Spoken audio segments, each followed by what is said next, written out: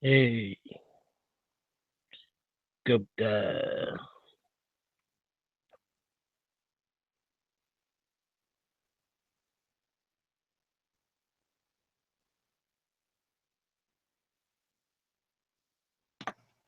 Wacky packy. Yeah, how are you, Tibet? Me? I'm spiffing, positively spiffing. What's spiffing?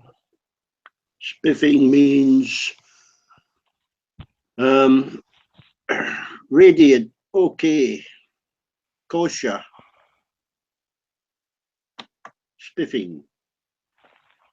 It's what the aristocrats say. I'm positively spiffing, old chap. Old bean, and positively spiffing, old bean. Okay, spiffing. Positively spiffing. Spiffing. And how are you this fine day? I'm I trying see to the get weather is quite inclement today. What? trying to get some sleep. Fine people. What's Russell's name? Russell what?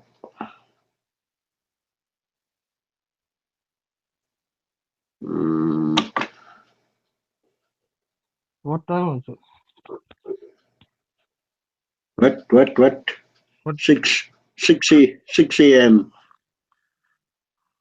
Oh, you're up so early. I get up at 5 p.m. at the latest.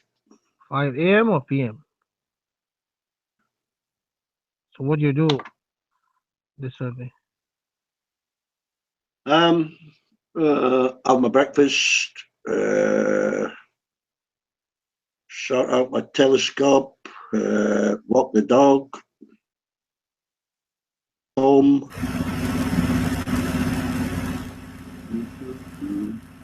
No, in this 1 hour. In 1 hour, you do this many things.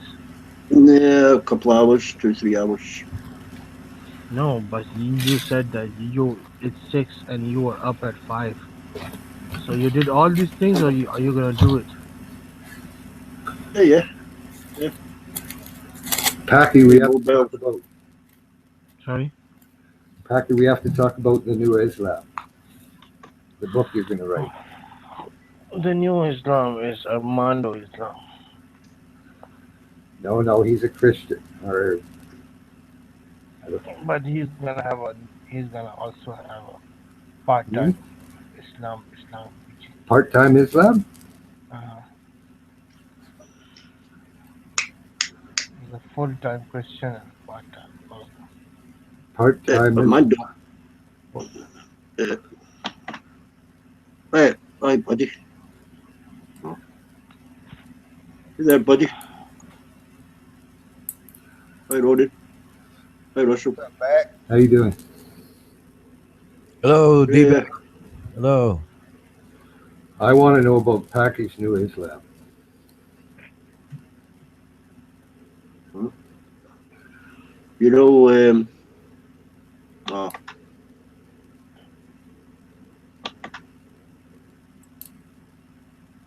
Do I know what? Tootie's here, Packy. Tootie's on the hangout. Tutti. Tutti? Who's Tutti? Judah. That would be Jay or Jonathan Tudor, um, intellectual Oh guy. yeah, doesn't he? Way bratty. He got invited in, so he might snipe the place because he won't be able to handle, Who criticism or invited him? questions from me. But Who invited Tudor? he's there. Well, Hmm, remains Who, to be seen. who invited Armando? I added Tudor. Yeah, Mando added him. Judy. I Judy. think I think D-Beck is short for David Beckham, that famous sexy soccer star. Yeah. Oh, I- Ronan, he's English. He's English. That's below I've the belt, exposed, Ronan. He's exposed you. English. I've exposed you. I've never heard him speak, so it's got to be you. Didn't he marry Posh Spice? Yeah, He's oh, that's yeah, right. Victoria married Beck. That's right. Victoria? No, I was just trying to have fun with D-Beck. That's it. I didn't mean to start a conversation about Uh, married to. The Spice Girls? Raining uh, Men? Well, he married an anorexic snob that thinks he's royalty. Yeah, yeah. She did go anorexic, didn't she? Oh, Christ, can you imagine it? You know, she'd snap in half, wouldn't she? Yeah, she got her nose stuck up pretty high. I don't know. buddy, I mean, Somebody buddy. that's forgotten her roots, where she came from. There's nothing there. If the woman is anorexic, I mean, nothing there. Just bone. No, No, no, not my cup of tea. she'd been chewed to the bone. Linda Carter did that. You remember her, Ronan, back playing Wonder Woman? She thought that she was fat in later years and went on to this anorexic thing. And I thought, what a shame. You know, like she was built pretty good. And then all of a sudden she thought she was fat. Okay, excuse Started me. becoming a bone rack. Excuse me. I might not get the connect. Okay, when I hear Linda Carter, I hear a Wonder Woman. Yeah. That's the But one. she used to have a great body. And then all of a sudden Oh, she she's a caught beautiful that. woman. Oh, she was Yeah. beautiful figure. But she Yeah. started getting bulimic and whatnot, and looking in the mirror and seeing fat that nobody else did. Started becoming scrawny, like when Dolly Parton did the same thing. Wow. No, I didn't know Eh, anything of that. I know nothing of that. I just remember Wonder Woman. She was a beautiful woman. Yes. Yeah, running around with her you know who? stars and You stripes. know who went the other way? Kirstie Alley. She went. Yeah. She had a decent body. She went the other way. She ballooned. Yeah, but you know when she dropped all that weight, like whatever it was, 100 pounds, and I mean she wasn't skinny or anything, but she still looked okay. And you know you got to give her credit for being able to do that. But then she put it back on, but you know probably can take it off again. But I think she went down to She was about up and down. 150 or something from being up about close to 200. Hey, what about Goldie Hawn? She looked great, better at 40 than she did in Roland Martin's Laughing.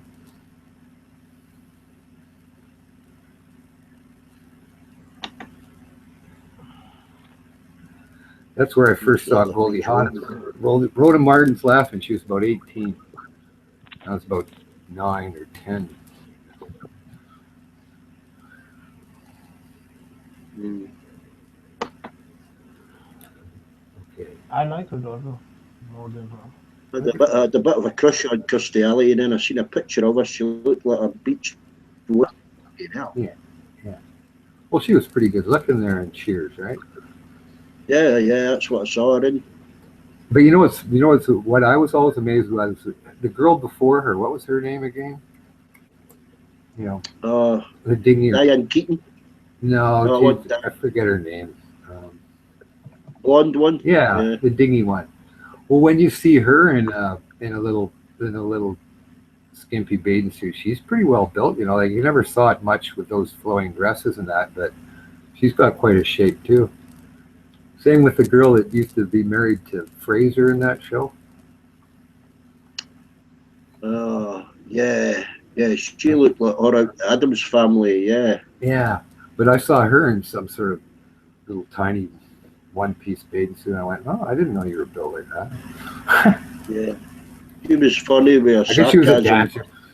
She was a dancer and stuff, so just something you didn't think, you know. Yeah. Movie starlets. Don't be dreaming about movie ladies. But you know, like you think about people like Anne Margaret and Raquel Welch, they were built like that, right? They didn't have anything phony shoved in there. They were just built like that. Oh, the lumps in the right places. Yeah, and I mean Raquel Welch at 70 years old looked better than most girls at 20. Well, I mean, the youngsters now with women, I mean, they don't want an ass. They don't want any kind of ass, you know. I don't know. I Yeah. remember girls are more here anyway. They don't really care. Like if they're nicely shaped and that, they're not trying to hide it. Like before, they got called fat unless they were these stupid, ugly, anorexic things that walk that catwalk or whatever, right? And it was like Guys used to always bug me. They go, "Oh, you just like fat asses and stuff," and I go, "No, it's you like little tiny skinny asses like little boys. So what it is you just like the little boys, but you want them on a girl, so that nobody thinks you're weird." They get all mad when they accuse you of liking fat asses. Just say, "No, you just like little boys, bum. That's all." American arts, you know. Huh? Well, sorry, that was me causing that. Well, Of course, I you're. think it's like the dress sizes. I don't know if it's the same over there, but to me, like a 10 or a 12 is okay, you know. Yeah. But some of these models are like a 6. No, I can't. Like I like somebody that looks like they got some strength behind them, not flaccid or flabby. But I mean, I've gone with girls that hike as hard as I do or ride bikes the same way, and they're not skinny and everything, but they're hard and they look pretty good to me. And people might say, "Oh, she's got thunder thighs," or "Boy, look at that size of that ass." I go, "Yeah, it's pretty nice, eh? You just like little boys." That's just the way I think, so it doesn't really matter. A little bit of wobble's okay, the Yeah, right I don't places. never like thin, skinny. I like. I mean, Well, I mean, I like abdominal muscles on them and stuff, but I like a big ass. Eh? some of them models you would force feed them, you know. Yeah. No, are they still scrawny as hell walking up there? I thought they started to put some flesh on because it was more in tune with the times as before. Yeah, When there's a lot. when their Yeah. knees were wider than their quadricep. It's like, God, that's disgusting. They look like those. There's a little bit of kickback against the catwalk, your typical I know. catwalk. I know. The kids are copy, the kids they become bulimic. Oh fuck! There's always that fucking dog leash. Oh, don't do that. It influences the kids. And this fucking here's my mom over top of me with a cone of silence, so I can't see anything. Does it? Is it the catwalk that makes these girls want to be scrawny and whatnot? I think we'd be seeing it somewhere else too. Magazines. Yeah, but I don't know. So what do you do? Try to restrict it everywhere. Everything's banned. Ban it all. Ban fucking crime. Ban life. Let's live like Spock or something where nothing's fun, nothing's exciting. They go overboard with banning everything, trying to, hide it from you. As soon as somebody used to try to hide something from me when I was little, I had to know why. I had to find out. I went, oh, why did you put so much emphasis on that? I better find out why. Oh, I see. So it was worse off for somebody to emphasize something that I shouldn't see or tried to hide it than let it out in the open where I might not even look at it twice. Anything to try to be high-head or whatever. It's like, okay, why? It's like the Catholic girls when they were young. Their sex was always bad. Everything was bad. Well, they always wanted to know what was so bad because it felt good. It's like the tax here on sugary food. They're going to put a tax on all sugary food. I know. Again, it's that dog That mentality. means as the prices go up, it's a way it's hidden inflation. But, well, it also appeases the whiners that live in the city going, oh, do something, government. You've got to help us. You've got to put a restriction on that because it's doing this. And so they go and they put another fucking law. Oh, no, you can't do that. Here come, don't stand too close to the edge of the cliff because you fucking, got my dog leash. Don't walk in front of the bus. Don't do this. Don't see that. Oh, you can't look at that. It might influence you. It just makes me ill. The dog leash law, I call it. Just leash them up and don't let them near this. Don't say that. Don't look at this. Don't do that. It becomes overbearing sometimes. I mean, yeah, you need laws to a point, but then it's like everything. You can't wear white shoes. It might offend somebody. It offends this culture. Plenty of laws. Huh? Override with common sense. Common sense always. I know, but it's getting to the point where the people that are imposing or yelling about all this don't have any common sense. They come out, oh, you've got to protect us from ourselves. What's the government doing?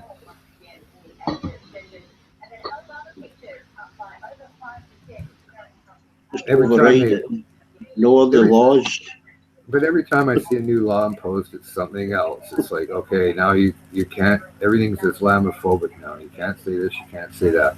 But they can come and do whatever they want in front of you. You're not supposed to say anything because you are the one that has the phobia. There's some new law now they're imposing Islamic phobia for anything. I guess like if you won't charge too much for your car or something like that you're selling a guy, I guess he'll call you Islamophobia because he didn't give me a fair price. You'll be going in front of a human rights tribunal, answering for it, going, "How can you assess that?" Well, you were going to sell it to the other person for $100 cheaper. No, I wasn't. He offered me. It's come to that point almost. I used to tell my buddies, I said, go in there and see if you can jive that salesman, say that, he's treating you racist and you want the car $1,000 cheaper than they're asking. And I said, if you don't get it, say that he was racist because he was going to do it for somebody else. Use it to your advantage. Play the card. Play the card. Well, it gets out of hand, to a point. Making rules or something, you can't say Christmas and you can't do this and you can't put a tree up. You can't sing Christmas carols in class because there might be some Islamic that's against it.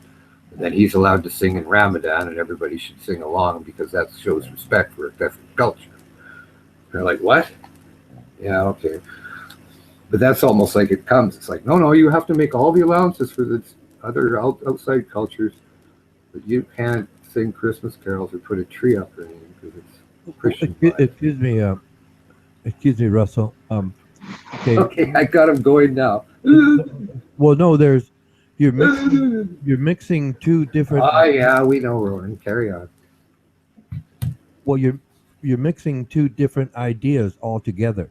Yeah. The one idea.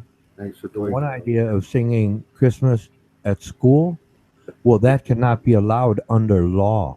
And that's what I mean. I'm talking about the laws, Ronan. I'm talking how silly the fucking laws are. No, you hadn't said that, so I was like concerned whether you were just going on. My whole thing was on dog leash lying, like laws to do this, laws to protect from that, laws to show respect here but not there, and the bias laws and the hypocritical ones that are imposed against this religion but not that, and that's what I was saying. It was just to confuse how the lower elements of government, city councils and state or provincial governments up here imposing laws now like for Islamophobia. That's such a blanket excuse. Like if somebody got mad at you or you fired them for incompetence, they'll say, oh, it's because I was Islamic, and then you have to go in front of a human rights tribunal and say it isn't.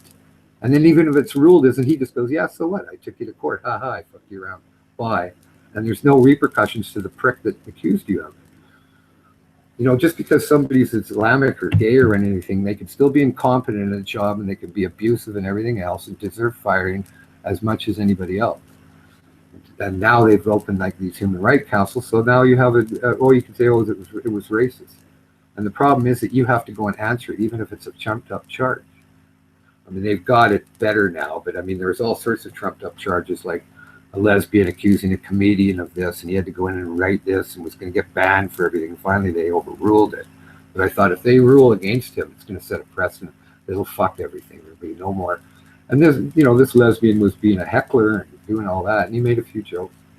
And all the other ones didn't care, but went to human rights and everything. It was just some anarchists that wanted to come in there and cause trouble. And fucked his career around for about 6 months until they finally ruled that, she was just starting and trying to start trouble. But she doesn't have to put out a dime. He has to answer all the questions on the accusation from one person. One person that happens to say something, and all of a sudden they're proclaimed right, and they're the ones that are the saints and didn't do anything, and it's the other person's perpetuating it. So all of a sudden you have this, out of control kangaroo court accusing you of things just because of somebody decides to accuse you of it. Not that there's any evidence there. It was getting right out of control, so they had to clip its wings. But I was thinking, what the fuck is this out of control? Every time somebody's pissed off and they're a member of a different ethnic group, they can just say racism or homophobia or whatever like that, and people have to go answer to it without it being verified that it's even almost, correct. Anyway, that's enough of that.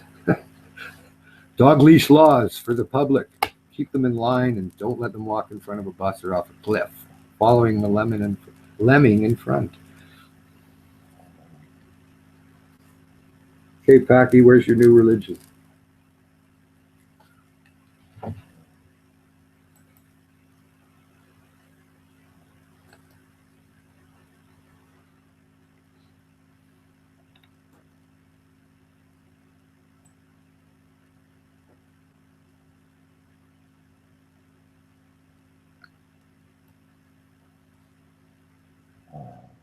You there, Packy?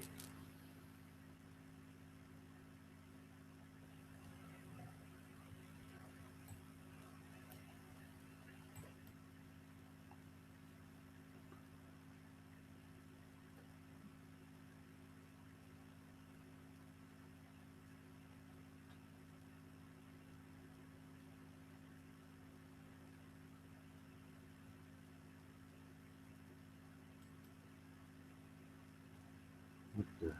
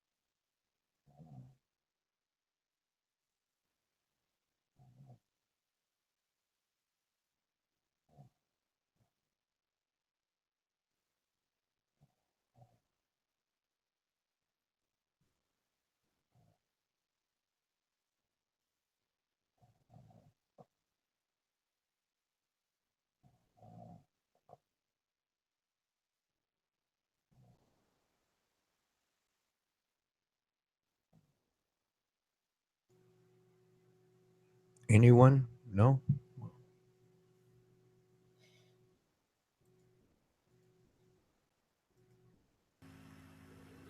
What's up, Ronan? Oh no. I mean, I was listening, and it's like, what happened here? It's like everybody just stopped. I'm just getting ready to take the dog out. Got to take the dog out, Ronan. Oh, okay.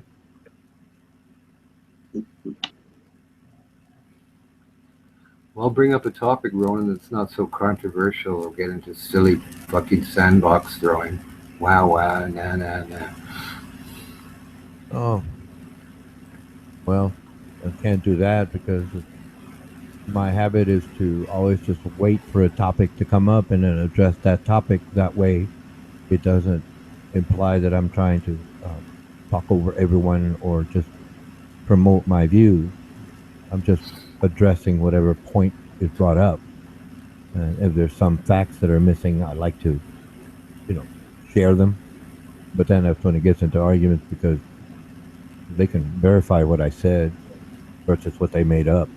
So as things go, I'm having fun. So, what did you say? What did you do in your career? Oh, my career? Yeah, or did Oh, you have a okay. profession or a career?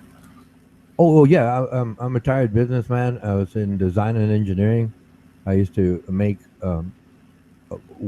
coil springs Oh, right. for Okay. Yeah. wire Yeah. forms and things of that nature. Yeah. I designed and built machinery, blah blah. Part of the field, in other words. I just some other guy who made some other machinery up.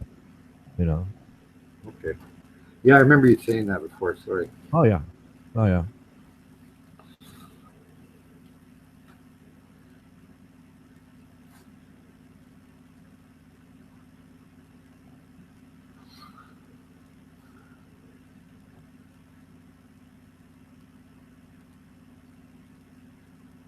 I wrote a song. You did. 5 minutes it took me. Well, less than 5 minutes. I just sounds pretty. Say 5 minutes. So I And wrote a song. is a song about your political beliefs, or is it something you do? Just Oh well, it's I wrote it earlier today. Basically, I was I was in the chat stream, and there was people in the room, and they were chatting along, right? And all of the experiences I've been through with people here and that chat stream chatting, and they were chatting about something, and I just wrote the bullies in the room, right? Or listen to the bullies in the room, something like that, right? And then it just dawned on me, and I just there was people were talking today, right? And I just wrote it out, and then I sung it for them. I've sung it like 3 times, and basically it's the bullies in the room. It could be applied to politics, but I wrote it specifically for the attitudes that are engaged here in the hangouts. Yes, and like I Yeah, it said, amazes. huh? Oh, I was just saying, it amazes me the energy some of you guys have to argue like you do. I mean, I don't. I just bail when it gets silly. It's just not worth it. Yeah, well, no, But but myself. you guys, when you're shouting at each other, with Yeah, yeah, yeah. like Serge and Well, like I said, Richard and if you Buddy. notice, I don't know if you've noticed, right? I usually start out in the tone of voice that I'm using now, and then they start Well, yelling, everybody does. and then they start Everybody yelling. does until it touches on some sort of political thing. But they're wrong. That's the difference, Russell. They're wrong. I can prove it to them. I And know, but don't you see that Live Surge thinks that everybody else is wrong? You think that everybody else is wrong. well, no, The others that are arguing with, time out, time out. I can prove what I say. And well, I that's the know difference. they all can. That's the Live Surge. difference, and you know it too. And you know too. Yeah, When I I know.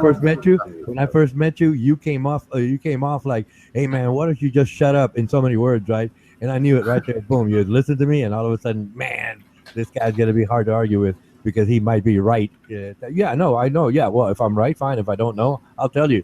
But these other guys, maybe you, right? No, no, no matter what you say, I'm always right. Oh, really? That's why I ask questions, and you start yelling. Okay, it's fun. Let's go.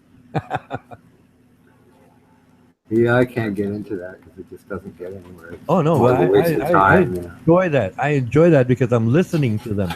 I'm listening, and then they're saying these things like if it's fact. And wait a minute, no, I got right here. The information right here. Here's the link.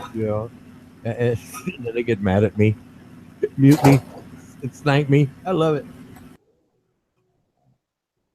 You want to hear the tune that I wrote? No, okay. Sure. Oh Oh, I no, don't no. care. You don't like music? No, no. We can forget it, man. Well, I've already sung it 3 times, so it's recorded, and you can go back if you ever.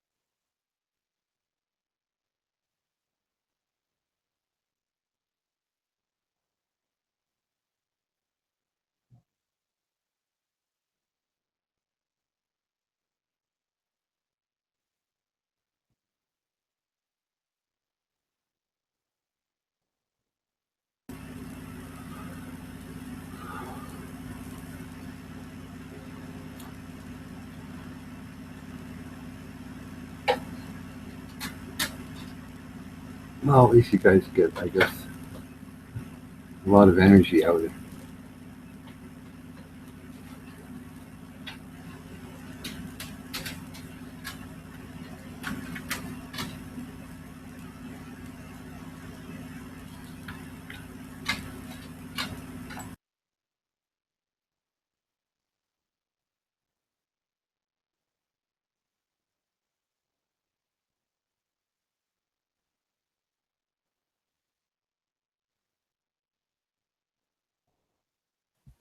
Well, Ronan, I hope you're glad you killed the whole fucking chat, you stupid fuckwad. Don't worry, your obscenities will just fill the night with glee. Well, a burning cross, should I say?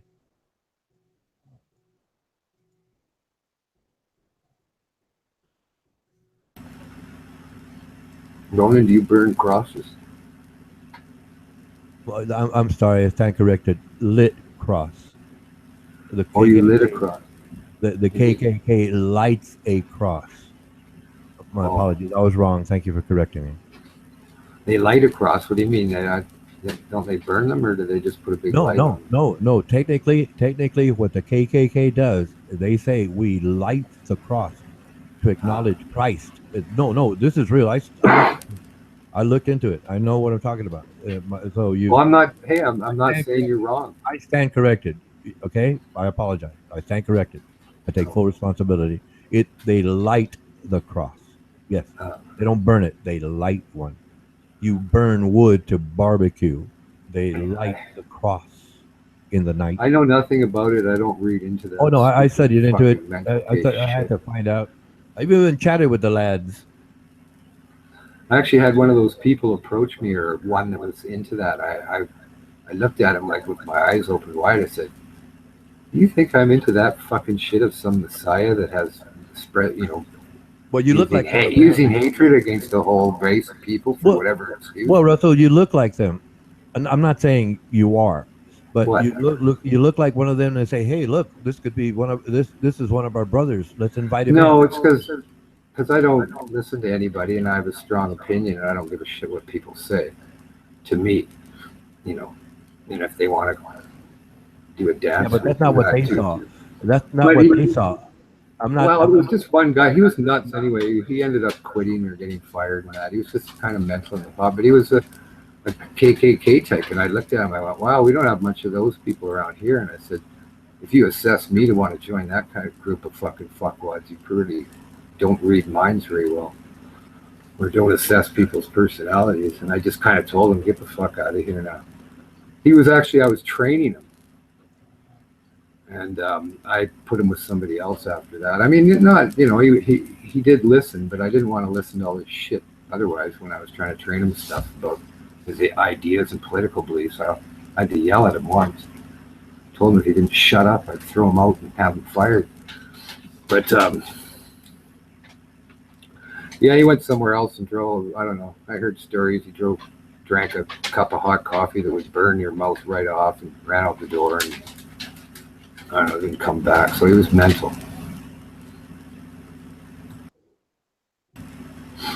But he started preaching KKK to me. I thought, fucking Yeah, idiot. he thought. I mean, put it this way: he looked at you and thought, "Hey, look, this could be one of our brothers."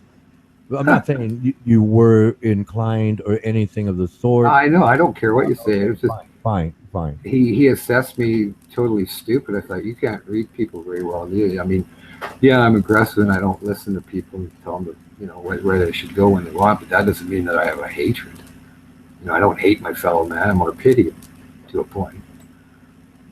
So, we're gonna hate somebody for some whatever. I don't know. I just don't go for that. Yeah, kind of shit. yeah, I agree. Myself, I wondered. I was surprised. I said, "You actually read me as somebody that would want to do that?"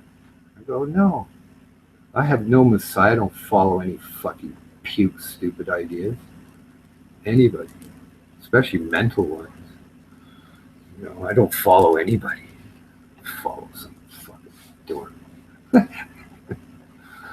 But I had to send him away. I couldn't train him after. I just thought, you're too fucking retarded. I mean, I could 100% work maybe, but he wouldn't. He wouldn't keep his mind on 100% work. So I had him transferred. And where he got transferred to, he fucked up there bad too. But he was gone. He, like I said, he went mental and was gone. Never saw him again. Up in Fort Nelson, way up in the tundra. Yeah, there's not much of that you see around here, Ronan. I mean, if there is any, it's very small and nobody joins. They're just wackos. You know, yeah. they might start up and have 10 people, and then 5 will leave, or people get caught, or do something dumb and go to jail, and then there's nobody. Nobody's going to pick up where they left off. It's just not that. I'm not saying it's pure, like but there's no real KKK here. I mean, there probably is. Like I say, nobody cares because they're not out there.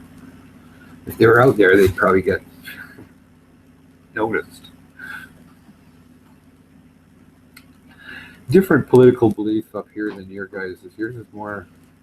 You're very, very more Christian orientated. Like up here, religions aren't a big part of daily life. Really, I mean, people are religious. They got churches there, but it's not so emphasized in everything you do. Like, well, as opposed to what it seems like you guys have even got more so. Since when I used to spend time there all the time in the '80s and '90s, seems I would think that it would get less, but it hasn't seemed to. Is that right, Ronan? Oh yeah, but like you said, where you're located, it's not as concentrated. I can name two cities here in Texas. I live in Texas. Yeah. Viter and White Settlement. White, just white, and there's a hatred right there every day. Well, I used to, in my job, I used to have to travel different parts of the state, and I was in Viter. I was in White Settlement. And I'm white man. I'm Italian. But not Germanic. But they accepted me, right? So okay, I'm cool.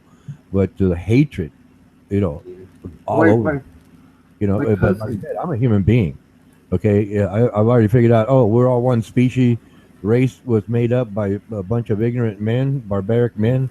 I forget their names, but I can look it up.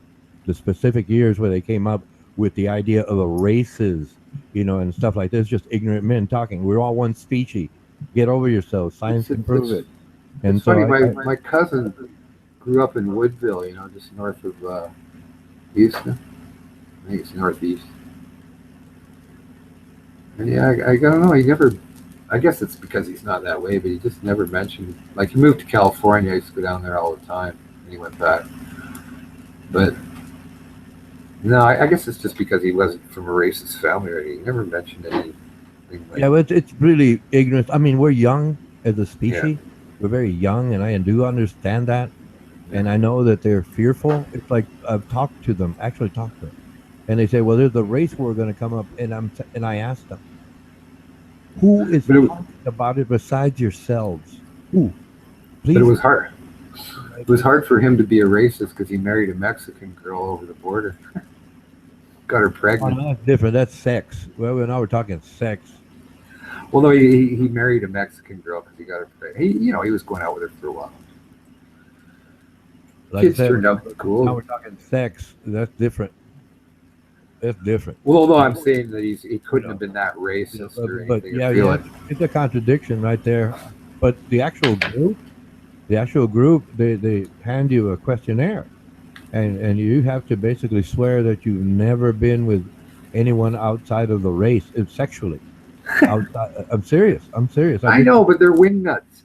I just classify them as fucking wingnuts. Right now they call them alt-right here in America. Whatever, they're fucking wingnuts, sick fucking. Well, yeah, but they're in power. Steve Bannon is in power. I know he's I know. I bring Rice tweet up so much. It's a lot of. I know who Steve Bannon is, Ronan. In case you haven't noticed, and his henchmen and his connections.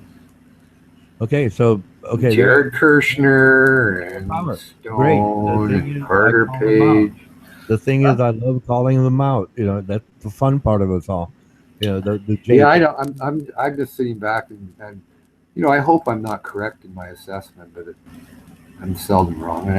But to argue the point, I'm just going to allow it to go to about Christmas, and then I'm not even going to say I told you so. I'm just going to smile. Look, it's under law. Okay, under law. You changed the subject, but I'm getting back to the point about Christmas. Under law. Oh. Right? Under law. Yeah, I know the laws are stupid. Please allow me to finish. Under law, a Christmas tree cannot be placed in a public building. It's public. It belongs to everyone. So the law says you cannot show preference to a specific religion or ideal. That's why there can't be any Christmas trees on federal land.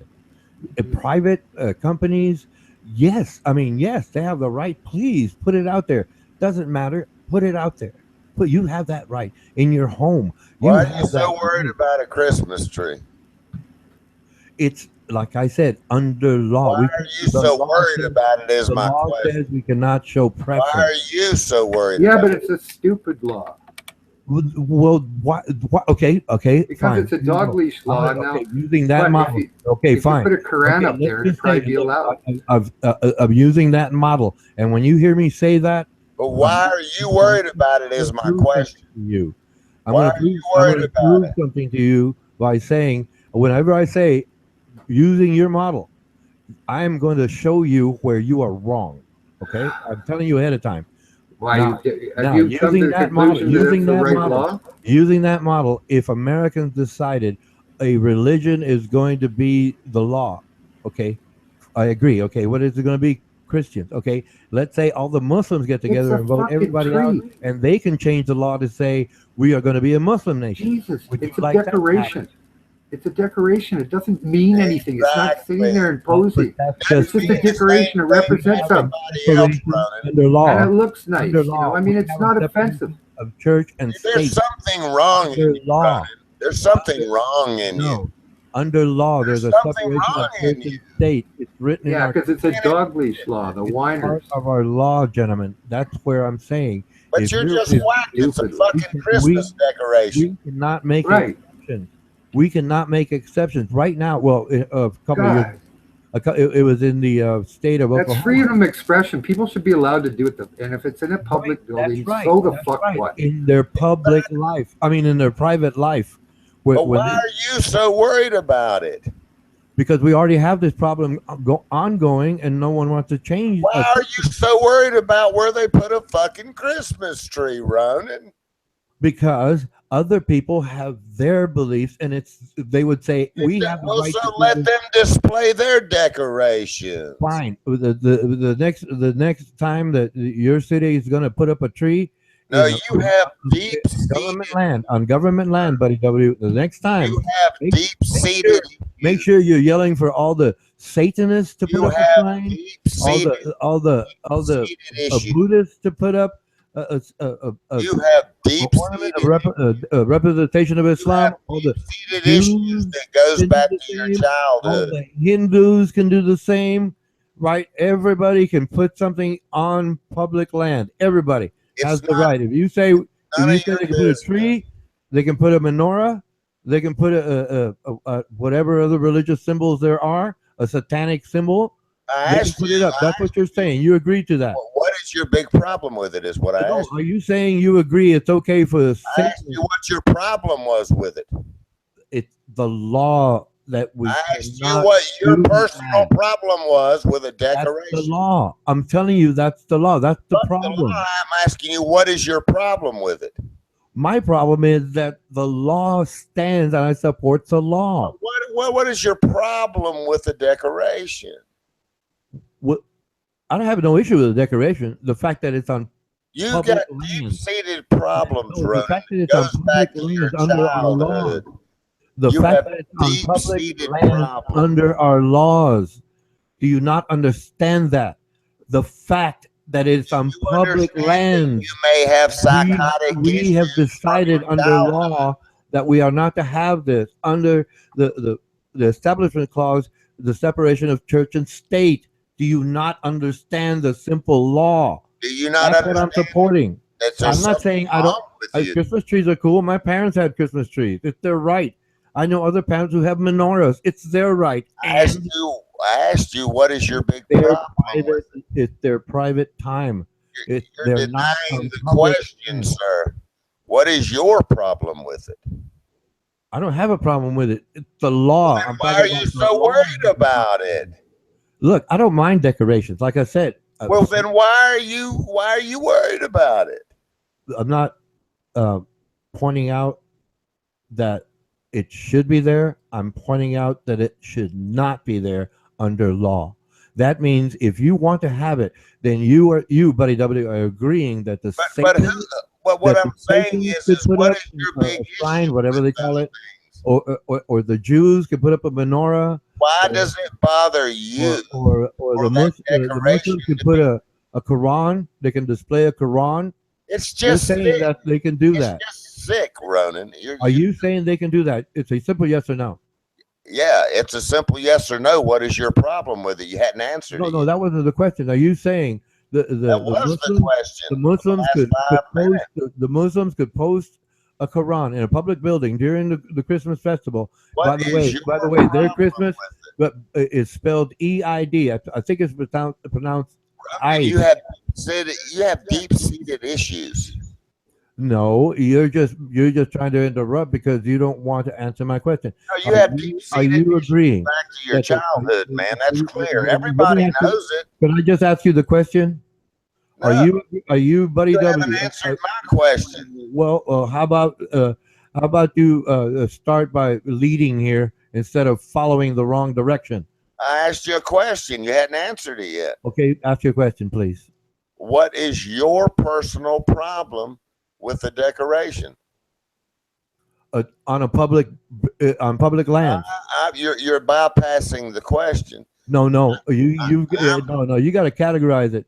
I Are am you going saying to on categorize public it. land? Are you I saying? don't care what the law is. What is your There you personal go. We problem with disagree. it? Disagree. I agree with the law. What We is your disagree. personal? We You know what? disagree.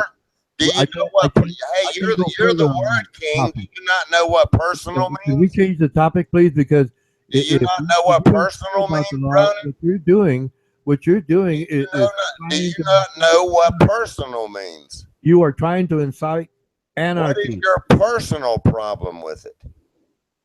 What do you mean? I didn't ask you Christmas what tree? the fuck. I didn't ask you what the fucking law was. I asked you what is your personal No, problem. no, sir. You said I don't care about the law. Quote. Now, That is what I said. what do Meaning, you say? Are you rephrasing your forget the statement law. now? What is your Are personal you problem with that? okay, fine. Ask your question. I'm gonna listen to every word, not your nonsense. Your every word. Go ahead. What is your question? What is the meaning of personal?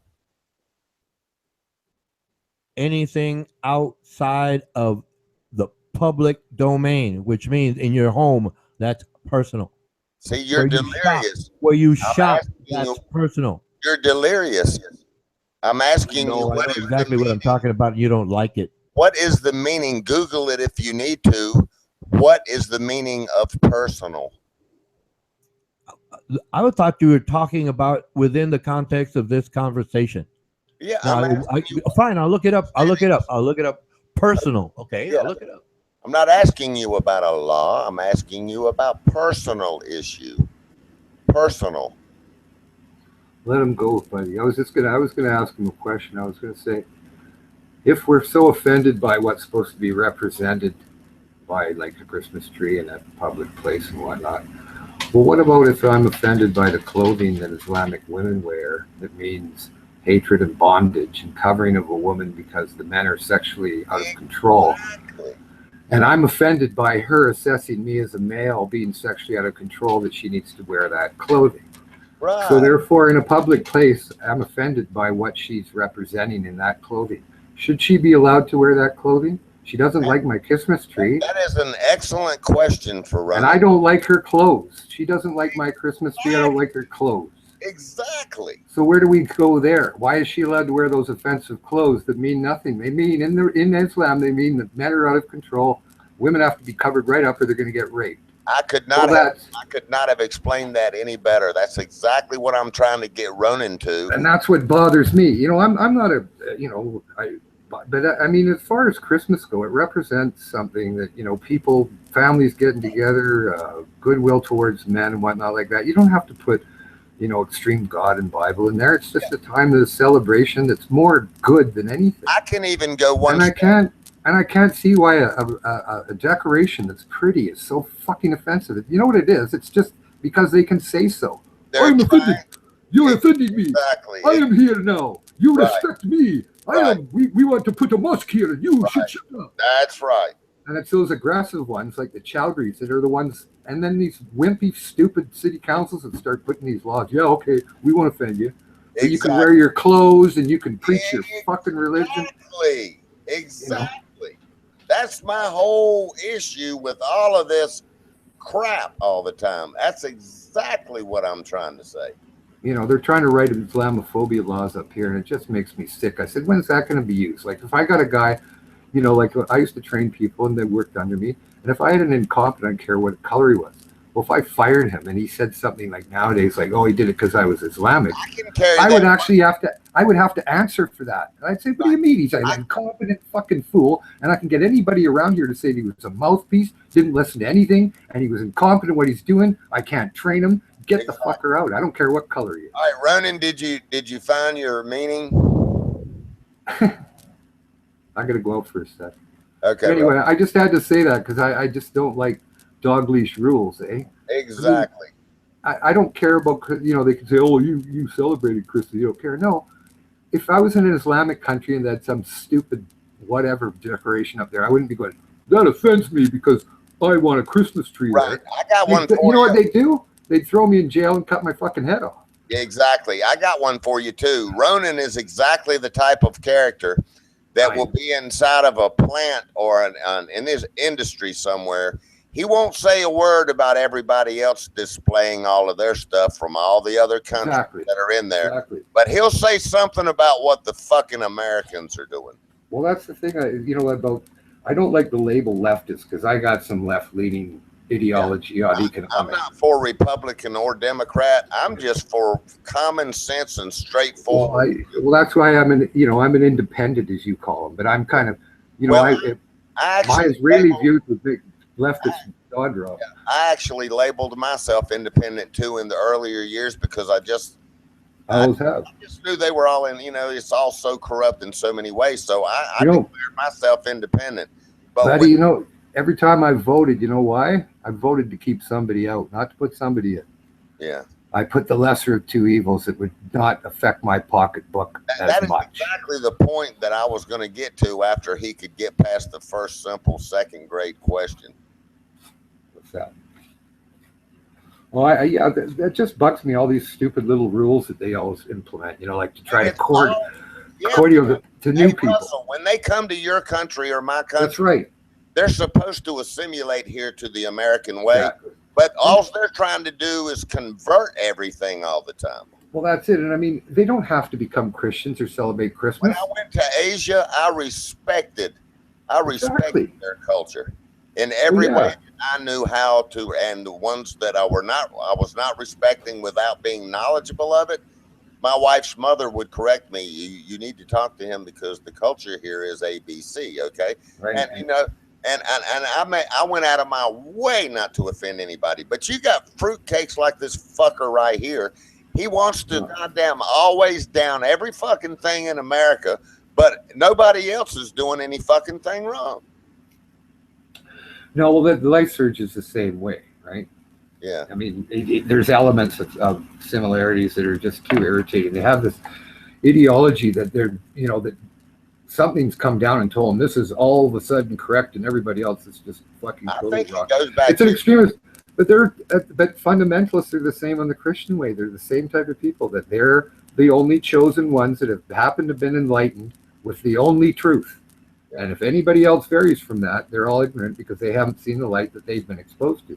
Exactly. So they have a delusion of grandeur of I know it all because I've been enlightened to it. It's like, well, who told you that? The mirror? Right. You're just a human. You don't fucking, So you got to deal with that emotionalism. It's like, I know. But I'm not much for little stupid dog leash laws. They bother me, right? They bother me too. And when I lived on farm and stuff like that. And I mean, I don't need interference. I don't hurt other people, and I don't have disrespect for them. Right. Along with them, work together. Yeah, I can even invert the whole Christmas tree thing. If I went to their country and that Christmas tree offended their culture, I wouldn't want it there because it wouldn't be proper. It wouldn't be right. No. I know. These motherfuckers want to change the whole goddamn meaning of the Constitution and everything that the fucking country was founded on. I know. That's the thing. It's not integration. Was I going to get an opportunity to address any of the false Just tell me the meaning of both of you, personal would the be both of you are nice. what they call commiserating. That's what it's Me and called. Buddy were having an The meaning intelligent of personal. conversation, but now you can come That's in. what the word is. Change it. Commiserating, misery between the both of you. Commiserate, and you're Yeah. talking Oh, about What's this. the And what meaning a of I keep personal? saying the law What's and the Buddy meaning W of just you're personal? so you're so What's the feeble, meaning Ronan. was of wrong in personal, the first place Ronan? because Have you we Googled it Americans yet? Have you we come up with expect the meaning of personal yet, Ronan? we expect ourselves You You even silly look up little the man. meaning of so we personal. call ourselves out first. You don't even know what personal means. You're not even as smart as a fucking second grader. No. You're trying to mix my personal feelings with my Fuck your personal feelings. ideas. I don't That's care two about your different feelings. things. That's where you're missing the point. We were I talking don't about care an about your issue. feelings. I We were care about talking your about an whack issue where psychotic I was fucking. citing the That's law, what I care and about. you want to attack my feelings versus my I thought. said personal. That's What do why you have you personally against that you, declaration? you're trying to go You ad can't answer it hominem. because you're That's whacked. exactly what you're implying. You Is said that you're ask going me a question. ad I hominem asked it and you attacks, can't knowing full answer it. well that you are wrong You can't about answer it. everything you are You can't saying. answer one Every simple single question. time you speak about Moron. topics You're a you know nothing moron. of. You're Period. a moron. Okay, back to Period. the You're a question. How moron. do I You're feel? a I feel, moron. I Look feel the meaning happy. of that up. You are a moron. Look the meaning of that up. You're a moron. You can't answer a second grade question. Well, what is the question again, please? Remember, phrase it Uh, properly. uh, uh, Because uh, if you uh, mess it up, I get Look up confused the because I think you're meaning talking of about something else personal. that Why you didn't know can't what you you were talking remember? about in the first place. Can't That's what remember makes the it question? so enjoyable for Can't me remember the to question? talk to people like you. Can't seem to The even way you remember share the question. You your don't know thoughts. what personal means. You know why? There is no person in you. You don't know what it means. Okay, back to your Okay's question. ass. Okay, ask your question and remember to phrase it properly, right? Build it I've properly. already Assemble it asked properly, it. I'm not because going to if it repeat means myself. something You know else, what the then you're question trying to get is, me because you you don't know what you're talking moron. about in the first place. Okay, so please ask Moron. your question, frame it I've properly, already and asked I'll it. address your question. You're a moron. I've already asked it. Oh, but that's a statement, not a You're supposed question. to be Googling personal. I'm waiting for Have you you. Googled it? I can't Have you Google it while Googled I'm it? chatting. I'm not coordinated like that. I can't. Oh, I In other got you. words, I Okay. don't kid myself. You've Basically, what I'm already saying got is, the question. I Why don't kid can't you myself. answer it then? So what? Ask your question. Now I understand No, that you're I've attempting. already asked it. Why? Where's your No, answer? no, like I said before, and you're not listening. At Where's the your minute answer? you're You're talking not about listening. how do I feel I asked you in to terms of describe what the I meaning think. of personal, No, and you're you can't mixing do two it. things again. This makes You it a little can't even frustrating. describe the meaning of Exactly. personal. You're Because you're lost. mixing You're a two things. loser. You're a moron. You're a You're, geek. you're mixing You're a what geek. I You're think, a twisted sister. personally You're and how I weird. feel You're personally. off in the head. You're a Two different moron. things. And You're a you geek. cannot stick to that. Personal. What's the meaning? What's the meaning of personal? Were you going to keep talking while I'm trying to give you the meaning? I looked it up. I'm waiting to say it. But like I said, it goes back to the point that I made about you asking about what I thought personally or what I felt personally. And you switched over from thoughts to feelings, You're attacking lying me. So again. that's what Give you're me your doing. meaning of the And word that's why I'm personal. interrupting you, because you are What is your framing meaning the of the question word personal? properly, so you can You're gain trying to advantage over change the it. fact that you're You're trying still to wrong change it on like you every do point you everything make else. when we talk You're politics. trying to You do change it not know again. what you're talking about. Not gonna work, sir. You are You following can't your change my feelings.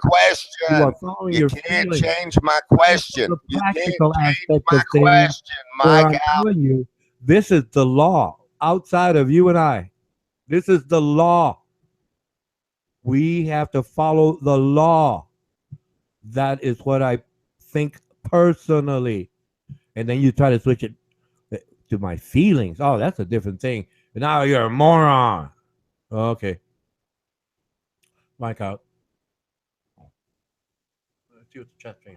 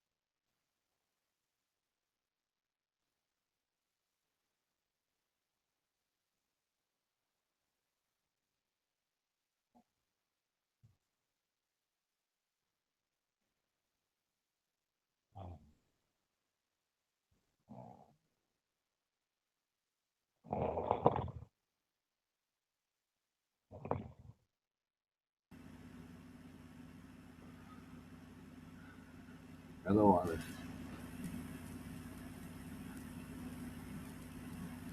Hello?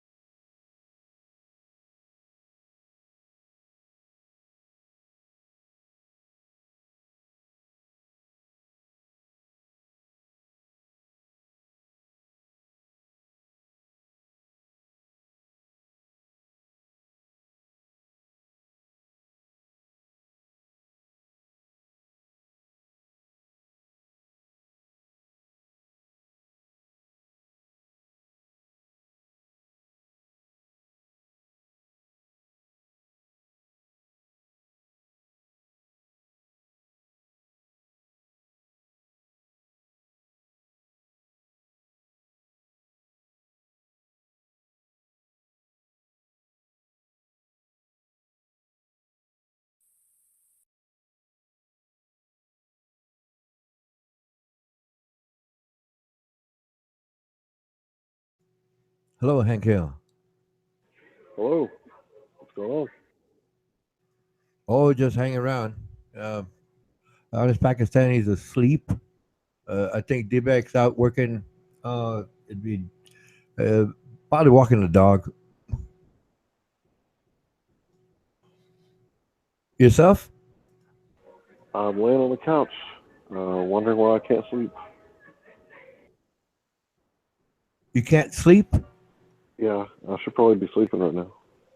Okay, a similar situation came up, and I just wanted to ask. Right, I'm not trying to make fun or anything. Okay, you know me, right? But the point being is, can you figure out why you can't sleep? Maybe like you had too much coffee, or something's troubling you, or just your nature. You know. It's the troubling thing. Yeah, that's what it is. Ah, ah, so it's so the troubling. No, I don't need those details. No one needs to hear those. I'm just discussing the idea. Okay, I think you get it. So things are troubling you. Okay, I understand. I understand exactly what you're talking about. A lot It'll of people. pass. It's like a stomach ache. It'll pass. Well, put it this way: if you realize that there are things that are just out of your control, okay, what you can control, obviously, you can do something about. That's the easiest way I can approach it. You know, if I can't control something, well, that's just no use in worrying. But if I can control something, well, hey, I can do something about it. It's one or the other. I haven't found somewhere in between, right? Unless I don't know. I No, I can't think of anything. But like I said, the things you can control, do something about it, and the things you can't, well, that's just it. Facts. You can't control the rain, for example. Or can you?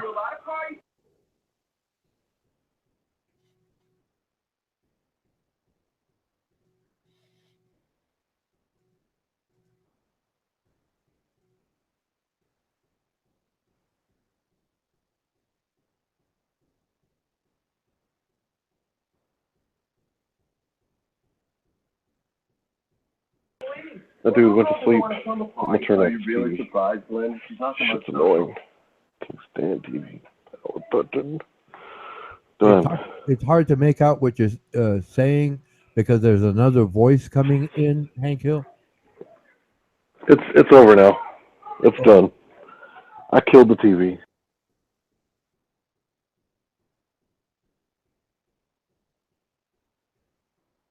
Or is this better? Is this better? okay. I don't understand what you had said, but you're better now. Yes, go ahead, please. Honest Pakistani, wake up. Oh no, he's asleep. He got off of work, came here. Well, he was here at work. He left work. Well, he you know left the hangout and he left work. Got home, I guess, cleaned up, ate something, and then got into the hangout. Was chatting, and he's basically laying down chatting with us, and he's falling asleep. I muted him because you could hear him like rolling over, and it's like I think that rude, so I muted him. But when he wakes up, he'll come in. I mean, he hears us. He hears us, but he's asleep, so nah, he won't wake Sleeping up. on duty again, Pakistani.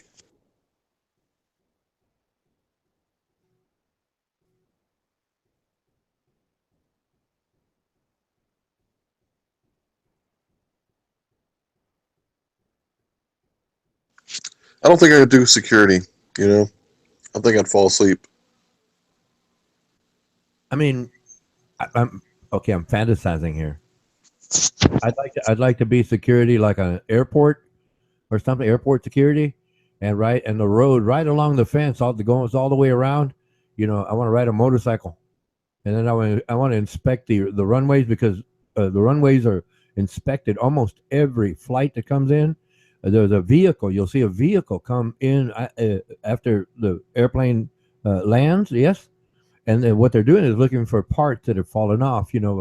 bits of tire, pieces of tire, for example, or a mechanic's wrench. It has happened, yes. And I would like to be that guy, right? Rolling my bike, man. And airplane landed. So I'm here. Here I'm going, man. I'm heading at the airplane, right? So it lands, and then I come back around, and cruise real slow, looking for parts. That'd be like the coolest security job. And build my own Harleys. Boom, man. See how fast I can get that thing to blast in a mile and a half. Boom. Hey, you want to hear a story? A biker story? Go for it. Okay, there was one year there was this here in Freer, Texas, right?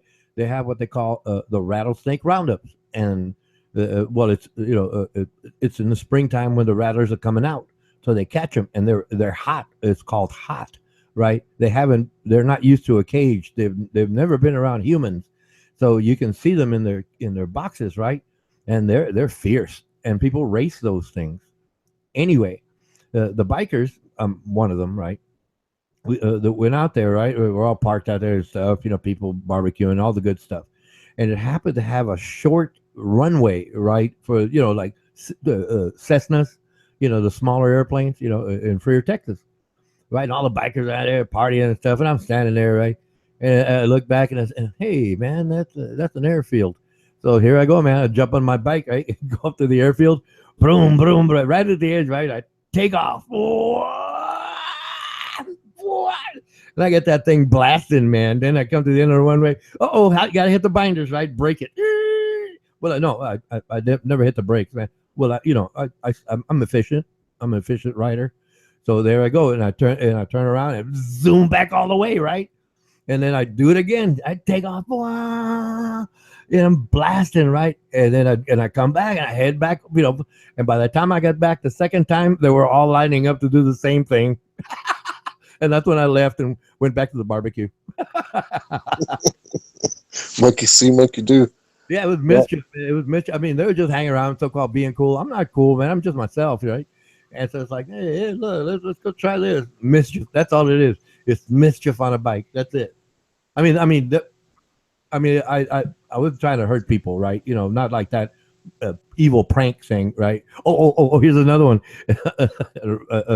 Another rattlesnake roundup, right? So they have this. It's a small grandstand, country. It's country thing. I'm not trying to. Grew up. My uncles, like a couple of them were farmers, ranchers, right? Anyway, but so they were going to have these rattlesnake races, and then one time, well, there was two times because I went multiple times. But one time I'm sitting in the grandstands, right, and it's like, and then what is it?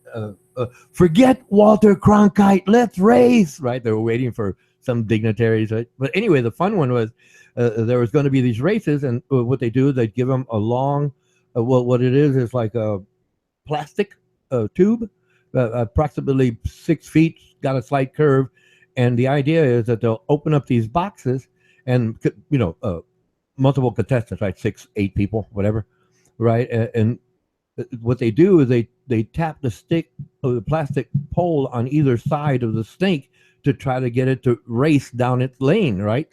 Rattlesnake races, right? Okay, so they were lining up, and right, I'm over to the side of the grandstand, right?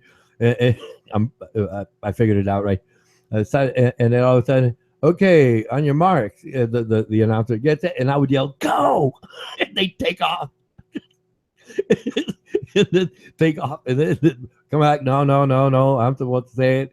They got them all the way, and then they did it again, right? And then okay, everybody, go! And they'd start running, right? They start running. Oh no, bring him back. And I did it like 2, 3, 4 times, I think. And then I gave up on it, and I started walking away. Next thing I know is about six local sheriffs were walking around looking at people, right, seeing who did it. It was me, right? I'm body language, right? I don't know what's going on. You're a subtle troll. That's what you are. There was 6 of them. I counted them. They're big. They're big Texas boys. I'm telling you, man. I mean, I'm 6 foot tall, right? But these boys are big. They were them, and they got mad faces. Who is that one? Who is? And we know he's here. We know he's here. And I'm just walking like, hey, I don't know nobody. That was funny. Thank you for reminding me. I don't know how we got there, but it's a good memory. Yeah, I never did get on the bike very much. I think I was on a bike when I was very young with my dad, and then I've owned a couple of motor scooters. Which, if you live on the county roads, you can just ride up and down them for fun. And I never really was a speed demon. I'm scared of heights. I'm clumsy. I'm always kicking shit over and hitting my head. So I know not to go fast on a motorcycle because I'm Oh, already fucking clumsy. well, no, that's cool. I mean, that's cool. I knew this one guy. Well, when I was into it, right? He was into horses, right? And then one day he came in over to my home and knocked on the door. Hey, Ron, come out here. I want you to look at my truck. And I've already seen his truck. I don't see any point in looking at it. I mean, I've seen it. Big deal, ho hum, right? So finally, he gets me all the way out to the truck and he shows me the front fender, and it's crushed in. I'm telling you, it's like you can see an actual dent, right? But it wasn't like it was from an impact. I'm thinking about it now because the paint wasn't chipped, right? And then he tells me, "Hey, my horse leaned on my truck." And I don't, I mean, I understand horses. They're beautiful animals. I watched the Kentucky Derby. I read a book on horses. I forgot the information, but anyway, because he liked horses, so I read into it. No big deal, right? Something of curiosity, right? But I won't ride a horse, and he tells me he won't ride a motorcycle, right? And I'm talking 3-4 decades ago, something like that. But he won't ride a motorcycle. I won't ride a horse, and so I don't blame you. I don't blame you, Hank Hill. If you don't like it, hey, don't do it. That's it. Well, I like it. I just don't like going, more than 30 or 50 miles an hour. I could probably survive a 30-mile-an-hour crash, but 50? Okay. Oh no, I've been over 100 times, many times in my life, but that's not the 100 miles an hour. Plenty of times in my life, but that's neither here or there. Because like I said, you don't. Hey, that's cool.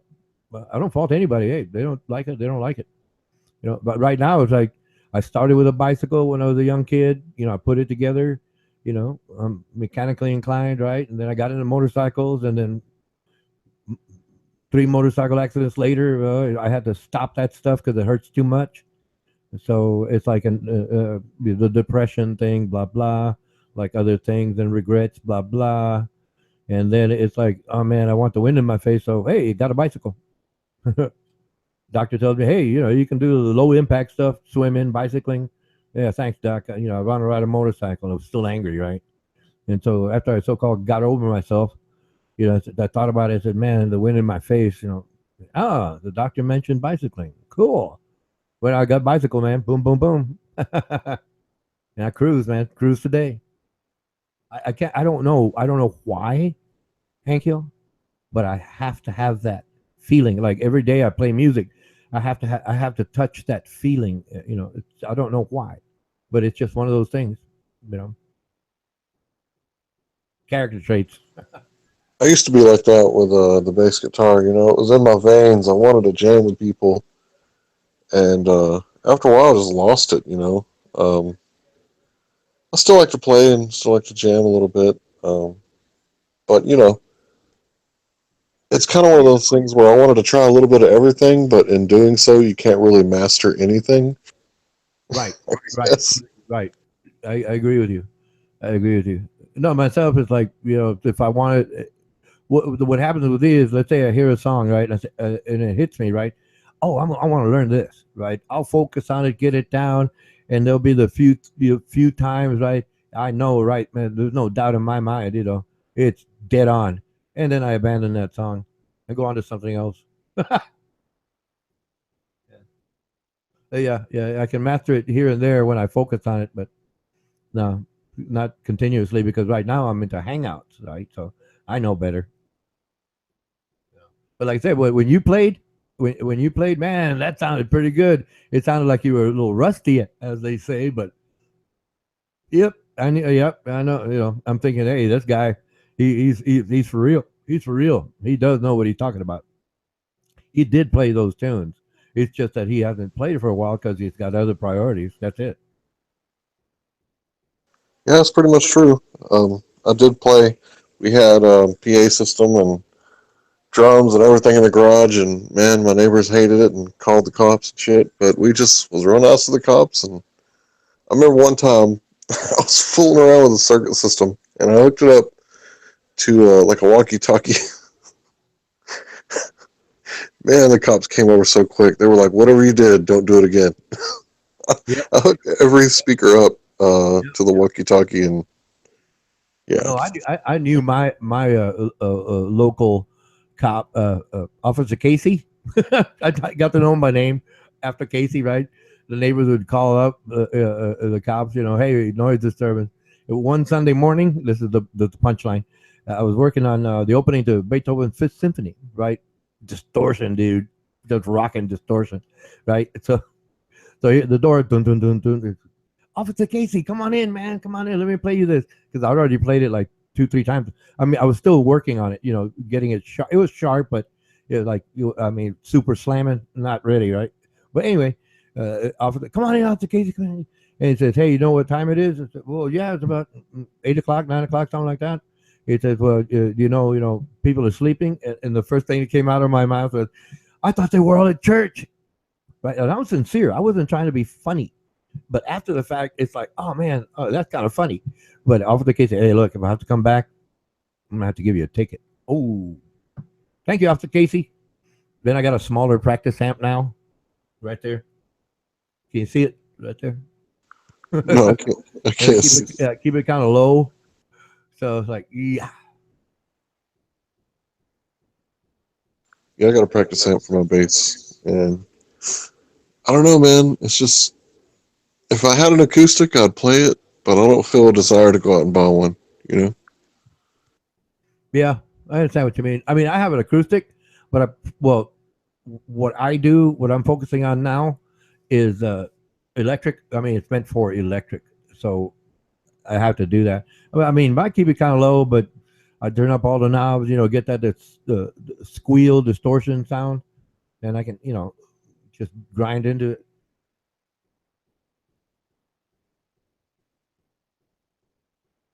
I think if I were to go back into music, I would probably do that whole mesh up. You ever heard of that, where they take two songs and mix them together? Oh, you're talking doing it electronically, like that kind of Yeah, music? with computers. I don't think I'd have the mind for that. I can hear it. I can't Like, do that. I When you can't. hear, Huh? I'm sorry, I can hear it. When you hear two songs, they have the same timing and the same notes. You can mix the two songs together. Okay, so that exists already.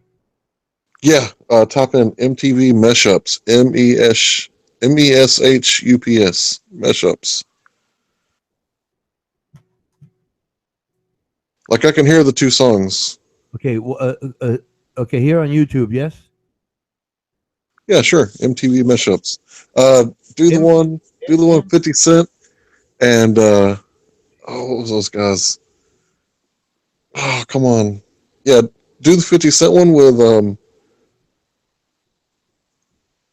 brain fart. Disco, John Travolta, Staying Alive. Who are those guys? You can tell by the way I walk and talk that I'm a ladies' man. No time to talk. Oh, Staying Alive. Yeah, Staying Alive, yeah. Do 50 Cent and those guys. Yeah, it's pretty good. I can't even imagine it right now. Yeah, yeah, I'll get to it. Yes. I mean, I'd have to drop out of the hangout and I'm mod unless if you were going to be here for a while, I can put the. I think I don't know if you were going to be for a while. I can hand you mods, and I can drop out and I'll come back in. Is that all right? Or no, you can write it down and listen to it later. It's not the greatest thing, but it's probably what I would do if I got back into music. Oh, okay, that's cool.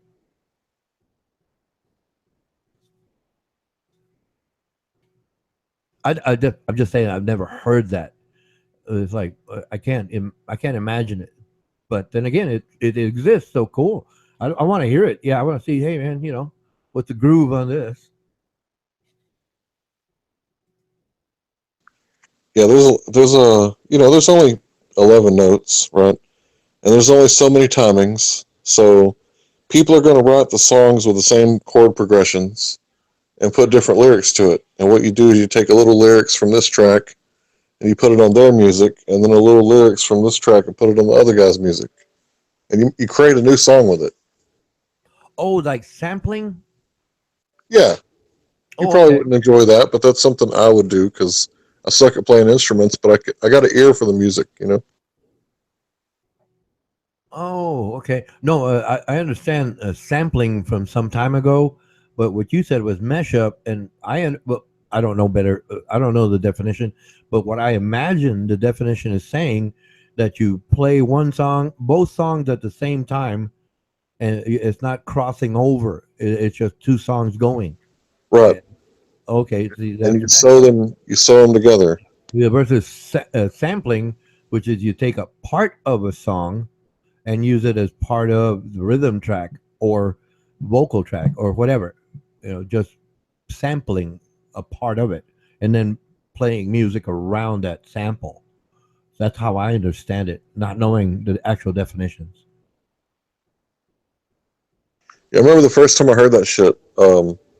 I was like, what is that? I got to go check it out. And I grew up listening to Dynamite Hack, and it's this group where they cover songs. So they'd cover all kinds of different songs, and I always enjoyed live musics and covers and tributes and stuff like that. The rare music. Like I got probably 60 or 65 gigs of music on there, and a lot of it is like rare music that no one else would probably listen to. I guess B-sides and lost stuff.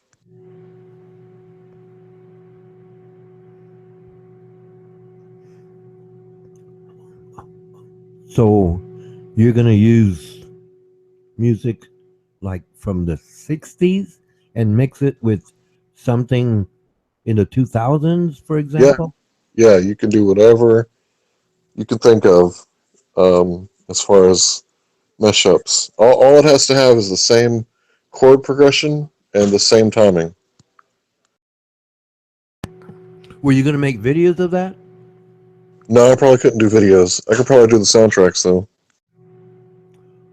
No, no, no, not the actual video, but the music. I mean, obviously, I don't know how you can do that without actually contacting the copyright owner. If you're going to wait a minute, you're not doing it for profit, right? If it's No, it's entertainment, for fun. Yeah, it's entertainment. well, yeah, well, yeah. I mean, I'd like to see you post a video, because you have those combinations, and one of them may be like extraordinary, you know. And if you put it on YouTube and it takes off, well, then you have to deal with the copyright owners, blah blah blah blah. But if it's entertainment, I just suggest you look into the rules, in terms of categories and what they state, and it's possible.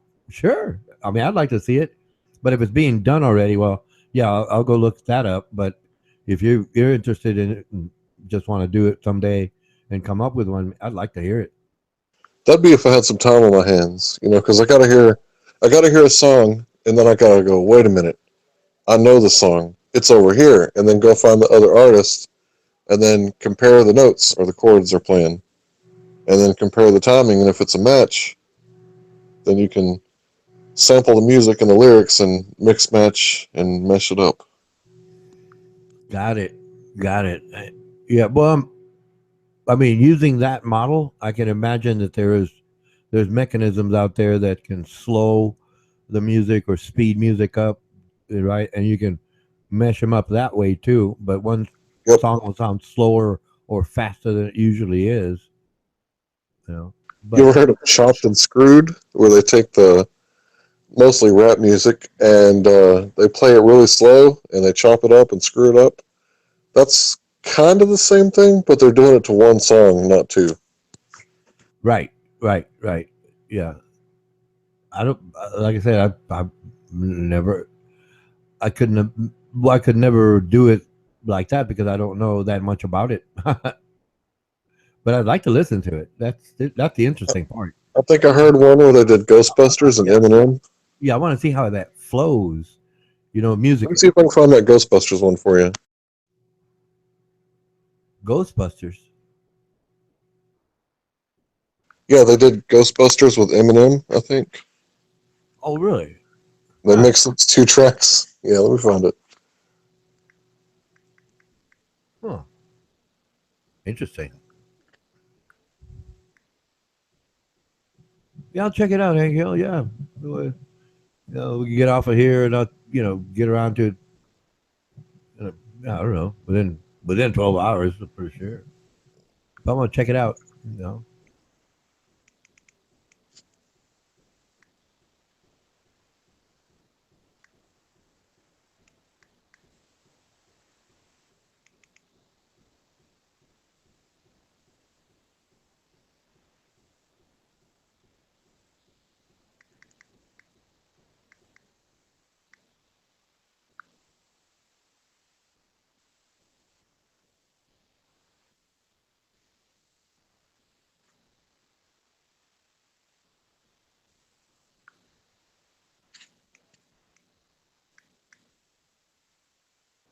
Oh, it's Mashups. Mashups. I don't know what I was thinking.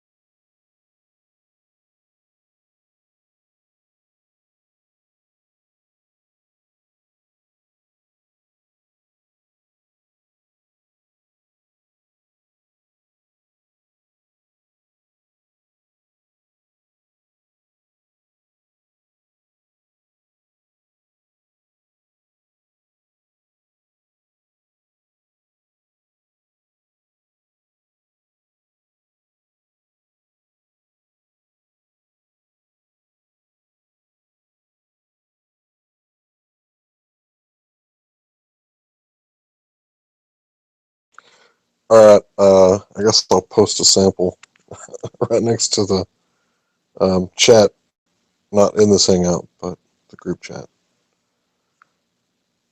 It's not for everybody. I mean, I don't know if like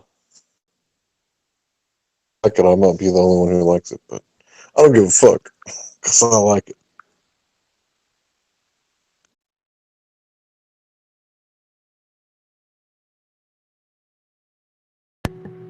Hank Hill, you there? Yeah, Oh no, I was over at watching, listening, should I say, to that mashup you suggested, John Travolta and Staying Alive. Oh, 50 Cent, Staying Alive, and it's like, okay, let me get this straight. Uh, the way I heard it, it's like, well, it sounds like it may be like spliced together, where like there's a rhythm track playing no vocals, and well, 50 Cent is rapping to that, right? And then it seems to be timed to where the Bee Gees start singing, I don't hear 50 Cent going on. So it's like this, they splice it together, right? yeah, It's like surgically. but it's spliced. Oh, okay, no, that's not what I thought at all. Then, I thought it was like start both songs at the same time, boom, doesn't matter, whatever hits, and if it works out, fine. But what I heard, I think I get the idea where, oh, okay, so they splice different segments in there and make it sound like both songs are playing. Got it. Yeah, yeah, and that way, put it this way, unless it's different, please tell me. But that's the idea. Well, that's what comes to mind immediately, right? That's what I go by. What comes to my mind immediately, and I may be wrong, but like I said, I just say it and say, okay, this is my so-called model. Let me test it. So testing it, do I get the concept of what you were talking about? Yeah, yeah. Okay, got it. That's just Yeah. one song. They got a bunch of other ones. There's like 60 of them on YouTube or Oh yeah, 60 no. different videos. Look at no. I did a search and looked specifically for that one, and I said, oh, okay, that'd be excellent. Let's try that. And so if I understand the concept, like I said, oh, they splice it together. Oh, okay, I got it. That's the point. Yeah, that's the whole. And the idea, in order to do it great, you have to take two different decades, two different genres, and make the song be talking about the same thing. So in a way, it's there's a little talent to it. I think it's I guess No, it's kind of an I abstract. understand what you're saying there.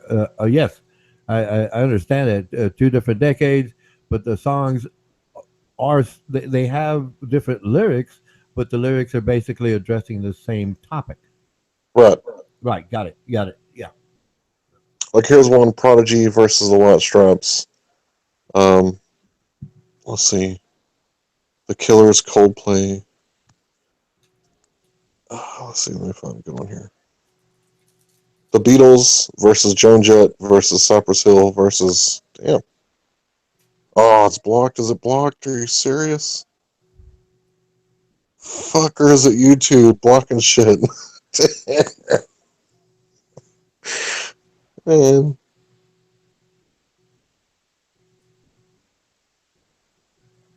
that's messed up. I hate it when they do that, man. It's so wrong to fucking stifle someone's expression. And I get it. It's not their music originally, but once you put it out there, it's fucking out there, man. Yep. It's out there. Girls, if you're gonna take selfies in the nude, make sure it's from the neck down. Because once it's out there, it's out there. You want to chat about that for a moment? Yeah, with guys it don't really matter, does it? Well, no. I'm saying, let's have a conversation about the idea of posting a selfie or nudie. Well, the assumed picture would be of a female, naked, and beautiful naked female. Okay, a beautiful naked female takes a selfie and puts it on the internet. Okay, what comes after that?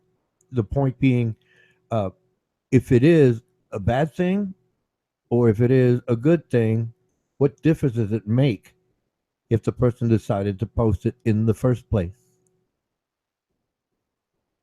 Well, I can give one example. This one female actress did it, and I'm not going to say her name because everybody's going to go look it up. But she is breathtaking, and when she did it, I think it was the first time she had ever done a nude. She'd never done a nude scene, and people kind of went nuts. They were like, "Why'd you do it?" And she was like, "What? It's not porn. It's art." But I'd imagine the effects is a lot of, young men almost went blind staring at that photo. More reasons than one causing the blindness. Okay, I guess. so the picture went out there, and it was not pornography. It was just an image of a beautiful woman who happens to be naked. Okay, I got that. Uh, I don't understand the outrage. If people don't like it, well, don't look at it. And if people do like it, well, she posted it. Period. And so, why should I have issue with somebody looking at a picture? I mean, if it was a stolen something like that, or a questionable,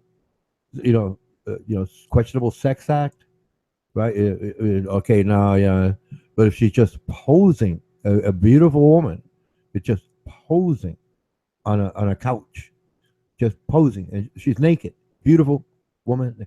I don't see the issue. I don't see the issue at all. It's a human form. Why is everyone so, as they say, uptight? After you. Well, I guess a lot of it has to do with jealousy. The ladies do get jealous sometimes, and then sometimes they don't.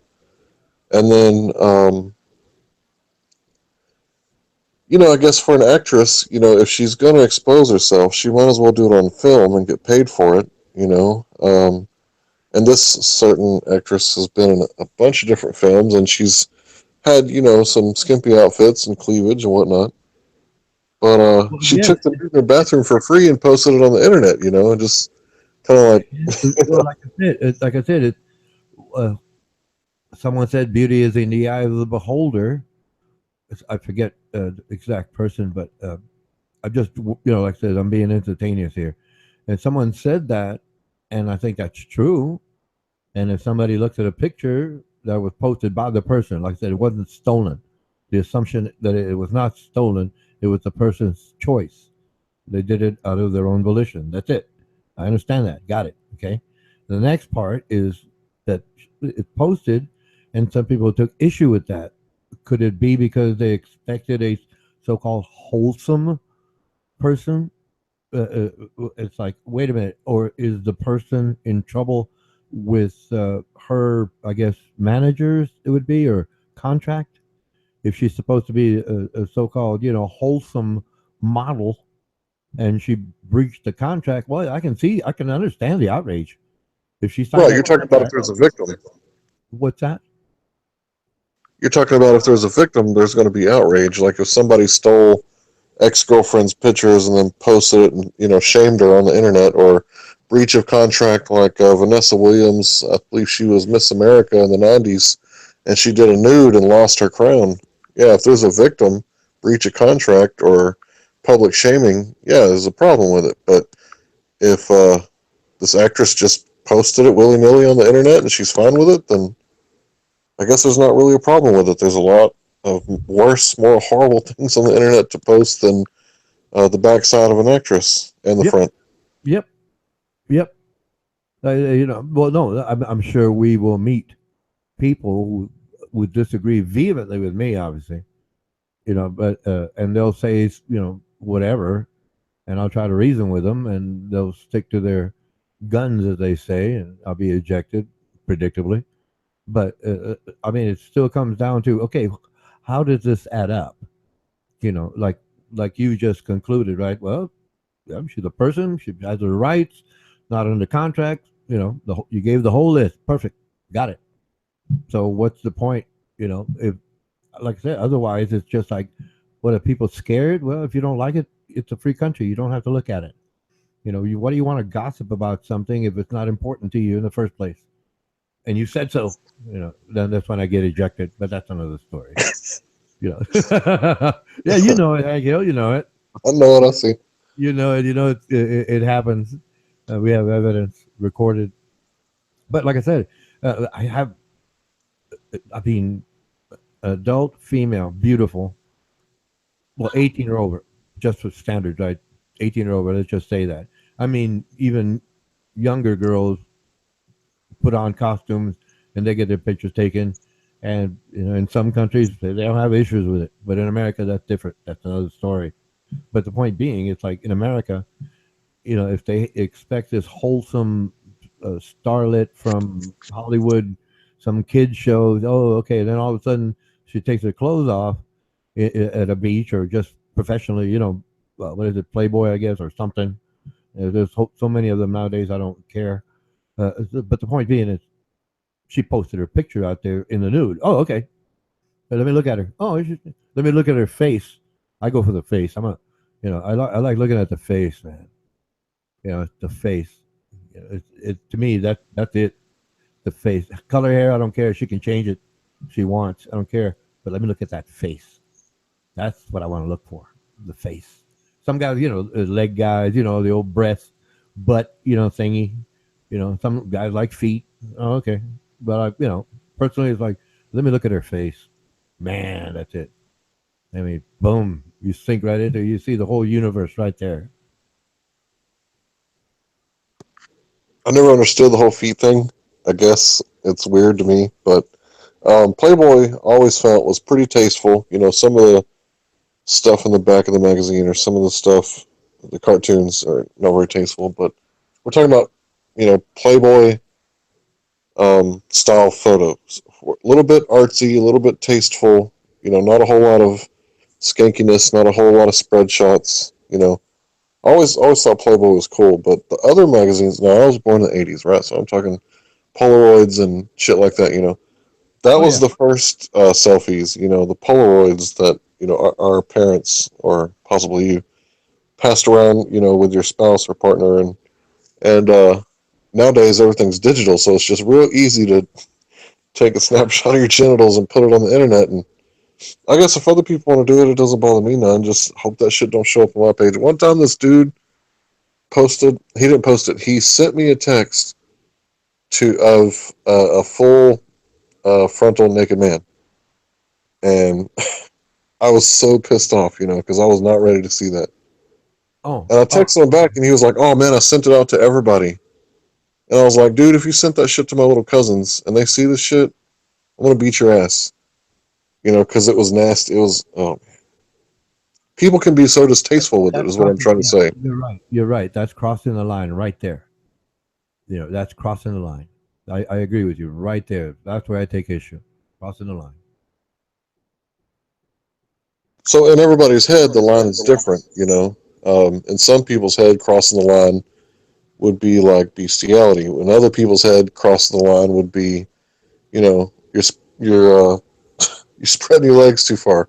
Close your knees. I guess I don't see anything wrong with the naked girl in the field. Kind of like Adam and Eve is always depicted. With the leaf covering up the genitals. I guess I don't see nothing wrong with that, but you know, I'm not really into looking at strangers' genitals. Well, that's true. Well, I understand that, but it's like, it doesn't bother me. Big deal. These guys are pranking, and I know it's. Put it this way: they have to look at the image before they hit enter, as I imagine, or they got the image somewhere. They have to look at it, verify. So they're constantly looking at this image that they're going to be pranking other men with. What does that say about the guy who pressed enter? Mm. What does that say? Psychology. I'm talking psychology here. What it really is they're demonstrating. That's what technically is called. They're demonstrating, right? That by they're making a demonstration of something, right? So what they're doing is they're looking at these pictures, right, of naked men, and the person that receives it, Hank Hill, for example, doesn't normally do that, right? He doesn't normally do that. However, this prankster has to look at the same image for the next man he's going to send it to. And that man doesn't look at those pictures all the time. Then there's a third, you get the flow of things now. So, what does that say about the man pressing enter who sent that image? Psychologically, His line is a little further. psychologically, they have those thoughts in their mind and they laugh at it because they're scared. And they'll keep doing it. They'll make up some excuse, story, or lie, walk their way around it, blame you for it, blame me for it. I'll be ejected. But you know how the story goes. And that's it, simply. And that's what they're doing. And that's what it proves, right? That's what it proves. When any man, or, well, I'm using men, obviously, women are the better creature. But when any man does that, whatever he says, anything he says, right, it's indicative of something, right, in their mind about that. And that's what that is, right? If you're always talking about football, that's what you got on your mind, football. If you're always talking about pizza, that's what's in your mind, it's a job.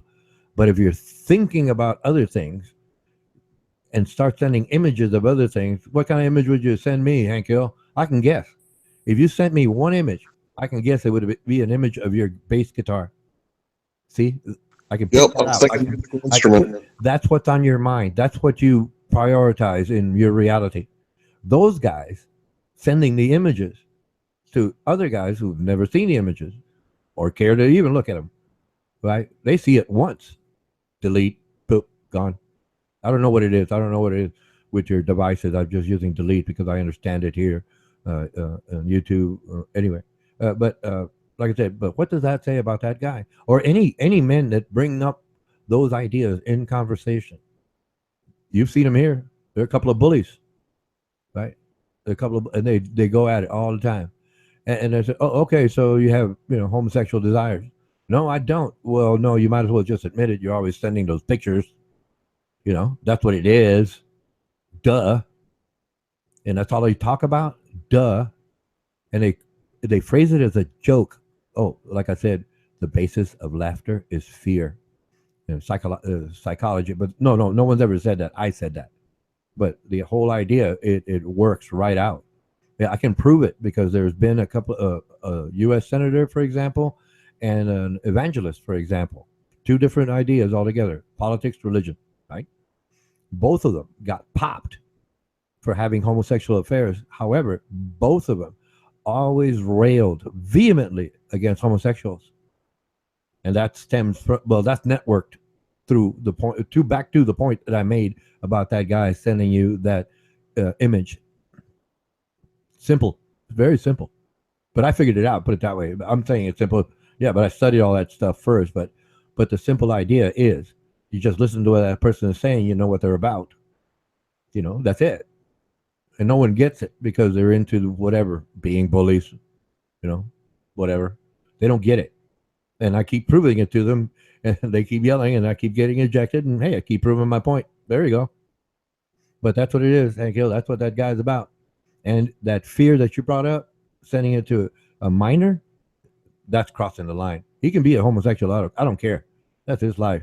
What is it? Your life, your body, your choice. One of my standard statements. Your life, your body, your choice. Fine. It's your right. You can lie about it, but obviously you have the tendencies showing all over the place.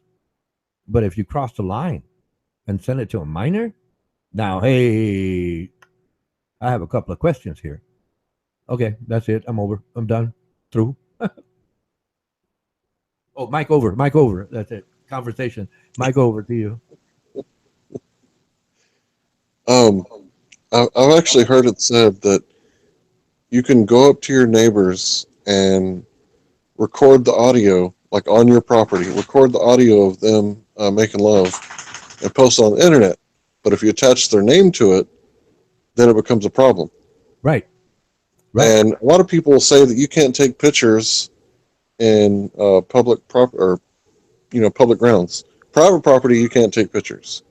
But if you're like on the street or on the sidewalk or something, you can film people. And a lot of people, I've seen it.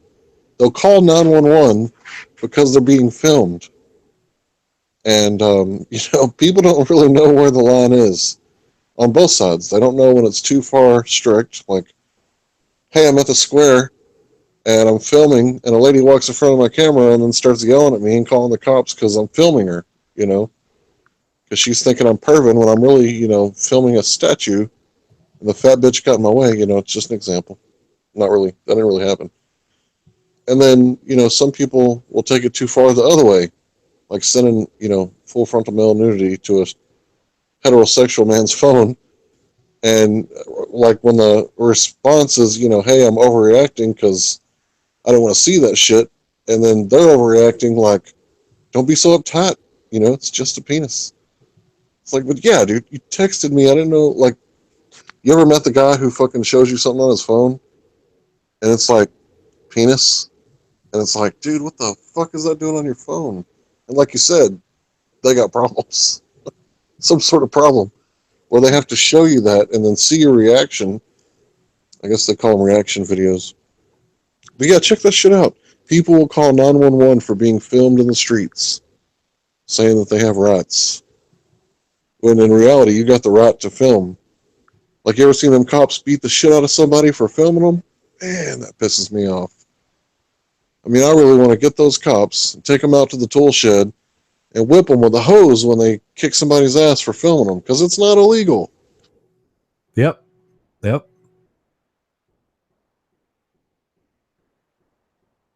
I would never incite the violence of cops. It was just a metaphor. Of course, you can't fight the cops. They always win. Their radio is stronger than you could ever be. True. Yeah, that's one of the laws they passed. I think it was Colorado. I could be wrong about the state, but they passed a law somewhere saying that if a cop stops you from filming, then the cop is breaking the law because you have the right to film in public. There's another state that said that you have the right to shoot a cop if he's illegally entering your premises, your house. Illegally. And, Hold on. yeah, Illegally. yeah. Oh, there must have been problems before where a bunch of cops, just took advantage of the badge and just walked in and say, "I'm the law. You can't stop me." So yeah, I can see where that law would have been, derived from. A bunch of reports or problems and legal cases where they had to pass a law. Hey, these cops, they're just walking in and saying, "Hey, look, I'm here. I'm the law. Where's your warrant? I don't need a warrant. Know your place." Boom. Anyway, oh yeah, he got in my way when I killed him. Yeah, I can see why they would have that law. Hey, D-Beck. Yeah, you can make a citizen's arrest on a policeman here if you witness him breaking the law. Doesn't matter where he is. Well, yeah, but we're talking about there, not here. Here you can try it, but they'll find any way around it. And the person being, civil is the one arrested. You know, Yeah. It will in a lot of cities. I'm sure there's good cops out there. It's just hard to find nowadays based on the fearful standards that this country is holding. They kind of lost their wits about them, D-Beck. It's embarrassing. It's embarrassing. Have they dropped You know how I handle cops here in the States? I live in a small town, so it's not a whole lot of corruption, but there still is corruption. You know there is. And when I get pulled over, I immediately turn off the music, roll down the window, stop my car, put my flashes on, and then I put my hands on the wheel, bottom of the palm on the steering wheel, and fingers on the glass on the windshield. And I do not move until I get permission. I do not want to get shot. And I'm completely compliant with the cops because, they've been trained that you're the enemy, basically, and they've been trained not to trust you. And some of them have received, military training. Some of them received like Krav Maga training. We're talking highly trained killers, At any moment's notice, they could be having a bad day and smoke your ass. And I'm not kidding. But for the most part, if you just comply, fight the cop in the court, not on the streets. You'll never win that way, people. Well, I don't know, but here they're thinking they used in the county of Moray, they used tasers 5 times last year, and they reckon that all 5 times were unnecessary. So they're thinking of taking their tasers off them. You know, I don't think that's a good idea. 5 times is well, good. Look at Houston. Look at how many times Houston tased last year. And take that to your courthouse and tell them to fuck off with that law. Don't take the claws away from the cops. Cops need their claws and they need their fangs. well, I mean, if they use a taser unnecessarily, you know, Yeah, yeah, then dock them a month's pay, They won't do it again.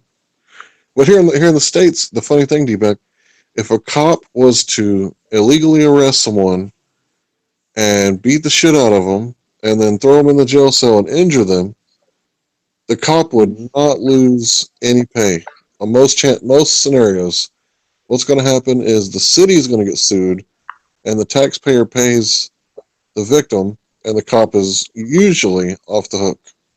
or the Like if you see compensation. a cop on a person here, it's rare. Yeah, a good game to get into the compensation game. I mean, coppers get compensated too. There was a chief commissioner here.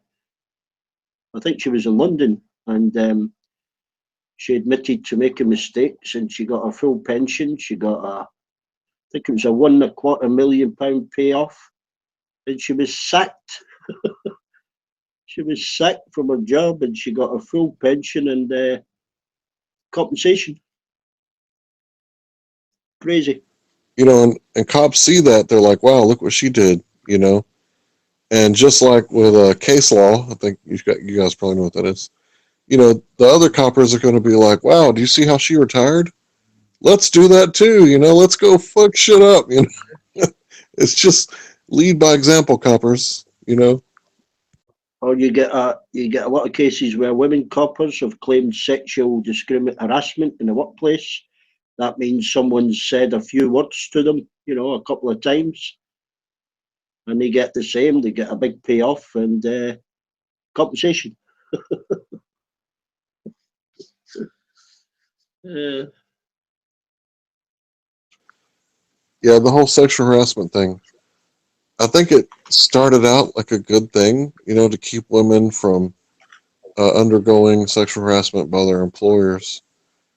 But I think sometimes it goes a little too far. Like if every day a man is greeting people as they come in and out of Walmart, and then um, at the end of the day he says, "Hey, babe, have a good night," and another woman overhears it, like not even speaking to her. Yeah, yeah, that's kind of when it goes a little.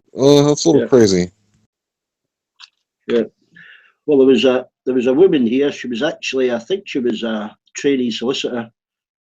She wanted 3 builders arrested for whistling at her. When they get the whistle when they walk past. Uh, and she made a complaint to the police, and she wanted them arrested, and the police didn't take any action, and she kicked up shit because she was sexually harassed by the whistling. Yeah, I think they're taking it too far over there where you live. If ladies, if you get whistled at, that's a compliment. You take that compliment and you put it in your pocket. And there's going to be a day where you need that memory, and you go need it when Yeah, pushing but 50. You go need that memory. you know what will happen then? You'll get a fat one that walk past, and they won't get whistled at, and they'll claim discrimination. It's a slippery slope. Common sense don't apply in most things. You know. But see, it started out because every day, a guy would hit on his secretary and talk about her tits, and she's married, so of course it makes her feel uncomfortable.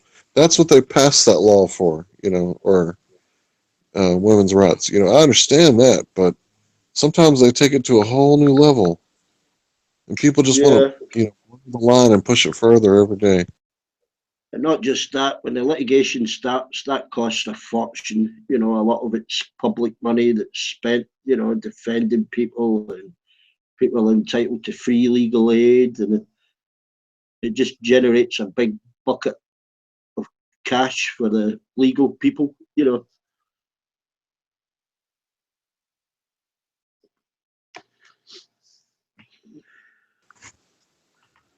Somebody that can bypass all these laws and just use common sense, somebody you trust, you know, a wise judge, and says, never mind the law, common sense applies here, forget it. Forget the law. Imagine that, a court system that used common sense. Common Because, sense like you said court. earlier, with the litigation, they make lots of money. Yeah. Well, I would imagine you could get members of the public, you know, 12 wise men and women, you know, the common sense panel. Let's put it through the common sense panel and constantly change them, you know. Yeah, it's Right, called the Sanhedrin in Israel. It's called Supreme Court in Washington. yeah. Well, you can get arbitration here for certain things, but it's the same thing. You go ask someone, you know, and then they go and quote the law anyway. You know, you think, forget the fucking law, use common sense. What would a reasonable person do? So I get it. Like if somebody sticks a camera to their shoe and sticks the camera up a woman's dress, you know, that's not right. But just Yeah, simply looking at a woman, you know, it's kind of innate. You know, when you're checking a woman out, subconsciously you're looking at her DNA, right?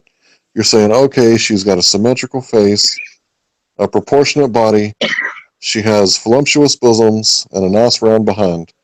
And what's going on is you're like, okay, this woman is capable of carrying my child. But what you're thinking consciously is, she's got a pretty mouth. I'd like to fuck her. You know, but yeah, subconsciously you're checking out her DNA to see if she's a suitable mate to plant your seed in. And yeah, to think that to think that it could be illegal to look at a woman, that's just ludicrous. yeah. Well, I mean, you've got to look. I mean, guys, a lot of guys will be faithful all the way through their lives. There's nothing wrong with looking at another woman and having your little own fantasy. You know, you start messing about, you cause problems. But that's the way society is. We're stuck to one partner. We'd get as many, if it was going back to nature, we'd get as many partners as we possibly could. Yeah, I don't like the idea of multiple partners. People are nasty. Yeah, we're conditioned. We're conditioned over hundreds of years to just stick to the one. Don't go stealing somebody's partner. You can't hit them over the Okay. head with a club. Okay, if we're talking about the science of our Yeah, species. It's in our nature to look around. Mike out. spread the genes as far as possible.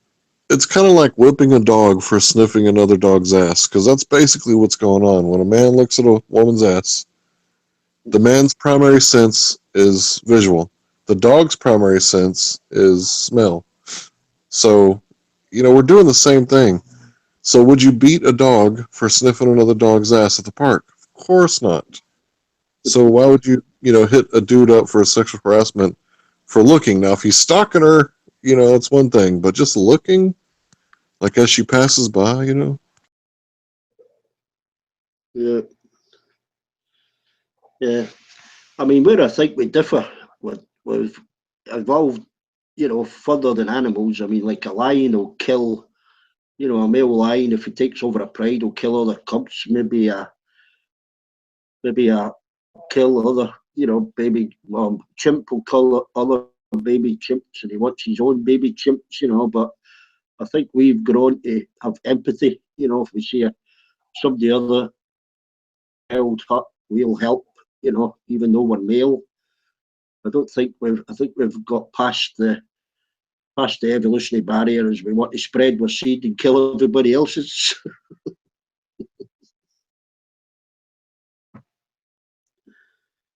Yeah, I think I heard like 1 in 5 people in like Asia have a chance of being a descendant of like Genghis Khan. Genghis Really? Khan? Yeah, something like that. It's a high percentage. And I was thinking, damn, not only was this dude, having sex with a lot of women, some of them unwarranted and unwanted, but he must have also been, wiping out all the men too. And that's what he was doing, He was going to live forever, you know. He was trying to reach immortality through vaginas, I think. Well, they certainly spread about a bit.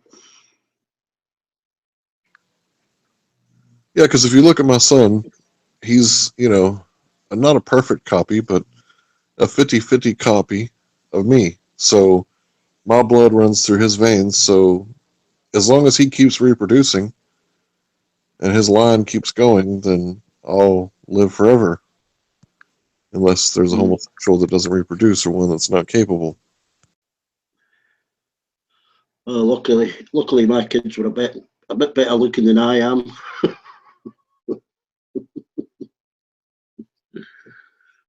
I had visions of particularly my daughter saying, "Fucking hell, I hope I don't grow up to look a bit like you."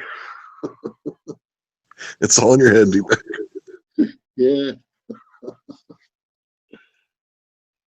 Yeah.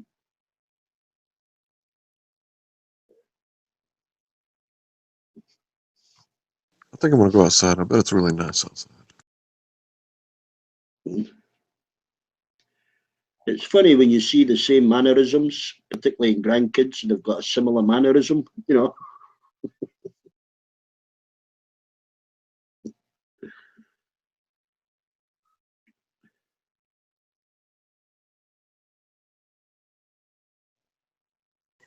I didn't expect people to be outside.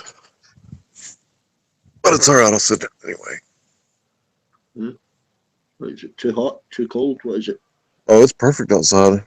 Feels like about 50 degrees. I'm sitting in my shirt and shorts. It's really nice.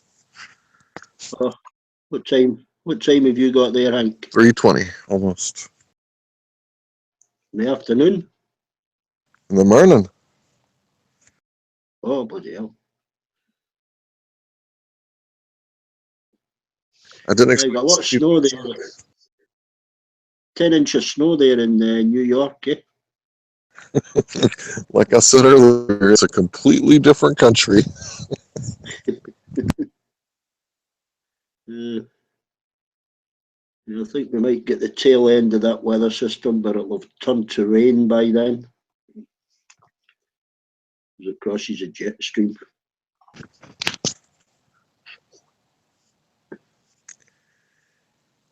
Let's see. Do I even have a weather app? Say, Hank Hill, Yeah, Yeah. D-Beck is 6 hours away from us. Yep. I've got 8 Yeah. o'clock in the morning here, or 8:20. Come on. There's got to be a weather app.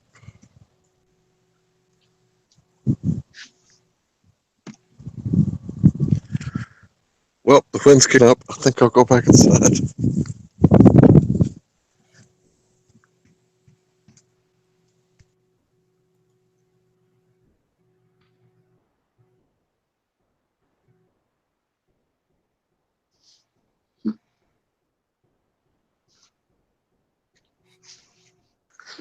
Maybe 50 was a little generous. Maybe it was closer to 45.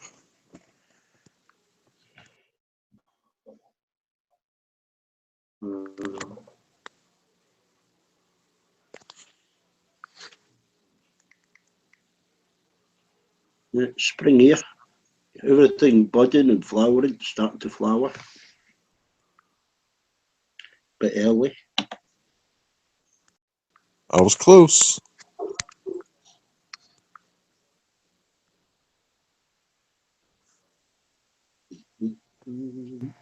I never trust the weather reports. It's always better going outside and just looking up.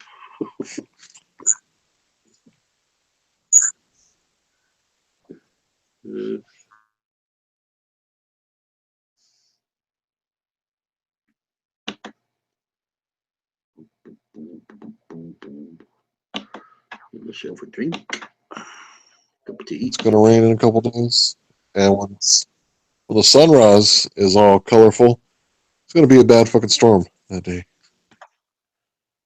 Do you save water? Do you save water for your garden? Nope. I don't have a garden. Well, I save the rainwater. Or some of it. It's illegal to do that in some places. Well, technically it is here. You're taking it from the water board, but I mean, £28 for 6 months anyway. You know, I don't think they're particularly bothered because we get that much bloody rain anyway.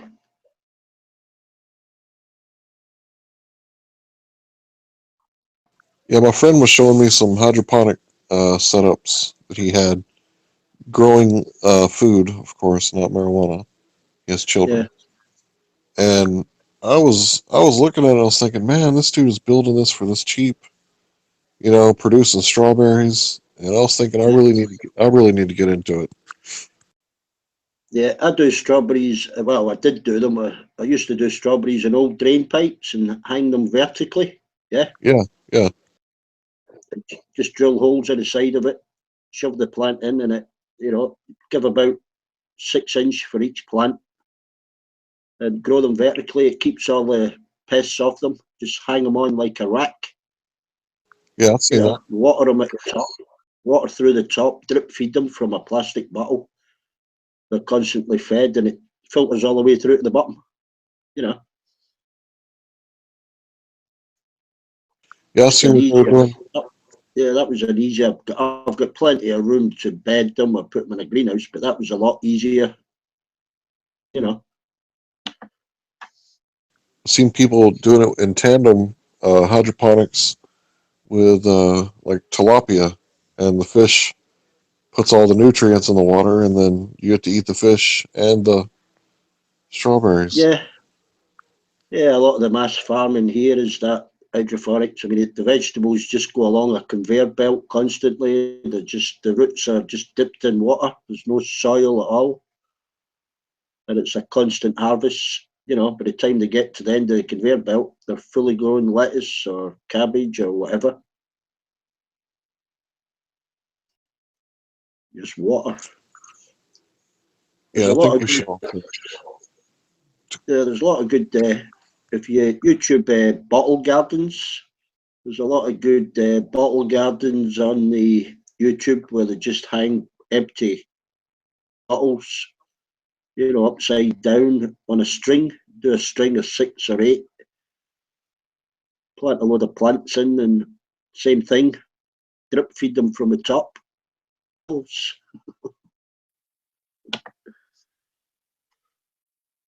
I know here in Texas, squash is just about grow through anything, and I love squash. I think I need to do like a squash garden, zucchini or cucumber or some shit. Limited by temperature with fruit here. Can't grow melons or pomegranates, I wish I could grow marijuana. Fucking weed would grow so good here in Texas.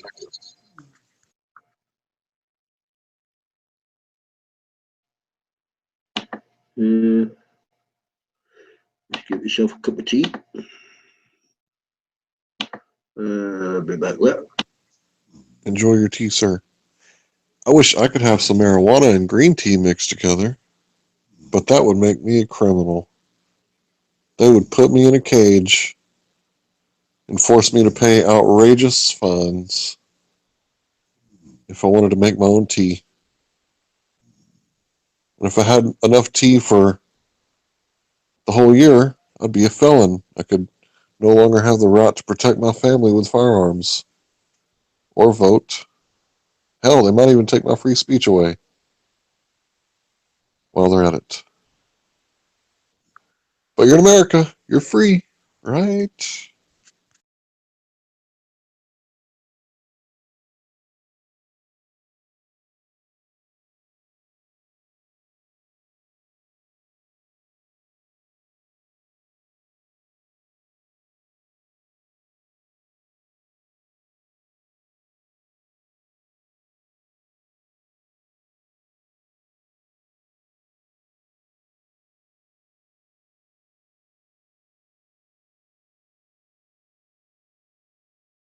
All I wanted was me some pop brownies, motherfuckers.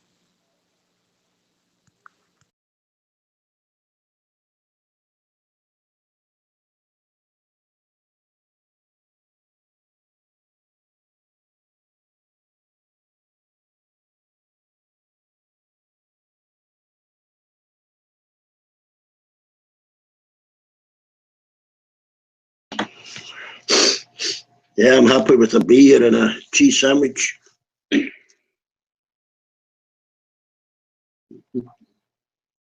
I don't need to be eating this late. Don't be talking about food.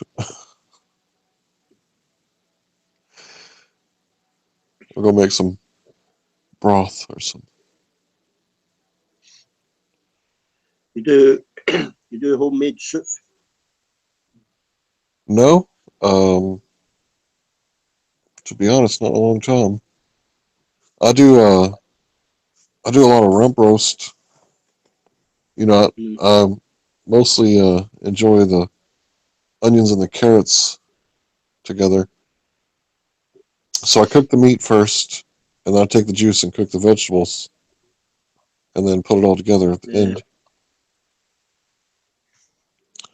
So that's one of the things I cook. I cook a lot of chicken, so I grill chicken a lot. Um, support local economy. You know what I mean? yeah.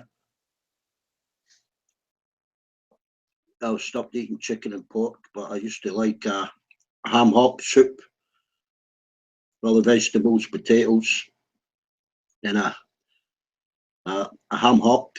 Put in it, just let the meat fall off the hock. Yeah. We do potato soup with ham and Velveeta cheese. That's like one of our poor man meals. We also do rice and jambalaya. I love cooking jambalaya. I could eat that shit by myself before it spoils. And I'm talking a big old crock pot, man. And then Yeah. supplement with rice. Oh my god, Tabasco sauce. Oh my god, I gotta make some of that. And also, I like making salsa verde, that green hot sauce. I like the shit that'll make you sweat.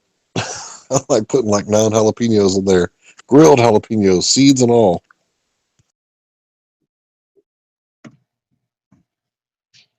Well, I mean, I think the idea of the old soups here were they would last for a few days, 2, 3, 4 days, or they could be, frozen in portions. Do you try other hot peppers, Hank Hill? Oh yeah. Oh my god. Okay, so one day this dude comes up and he's like, "I got some pepper extract. I want you to try it." And he just barely dipped a toothpick in there. This extract, shit lit me up for like 20 minutes. And I haven't tried a ghost pepper, but I love the habaneros, um, the jalapenos. What's the other ones? Damn, what are they called? Shit, name some peppers. I'll tell you which ones I've tried. Chili peppers, hot chili peppers. I don't like spicy food. Oh yeah, those little red and green ones. Yeah, I've tried some of those chili peppers. There's got to be hundreds of them, eh? Oh yeah, the Mexican girls bring them up from their gardens and always make sauce with them. There's the crushed red pepper. Of course, I'm a pizza guy. Of course, I've tried that. Um, Damn, I can't remember. But yeah, I grill my peppers, all of them.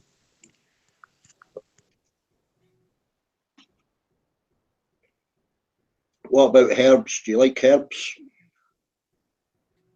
What are you talking about, like spices? No, just green leaf plant herbs. Oh, like cilantro? Fuck yeah. Yeah. Yeah, cilantro, tomato, and basil. Yeah, that's good shit.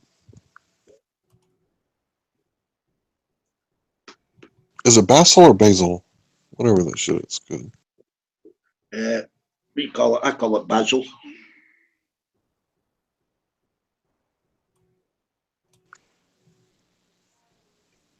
Yeah, I like that stuff.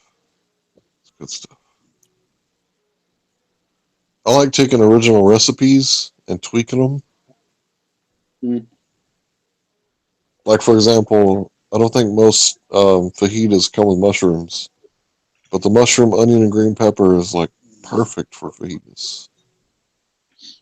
Well, I mean, people give dishes a name. I mean, anybody can throw what they like together, cook it how they like, and that's their dish.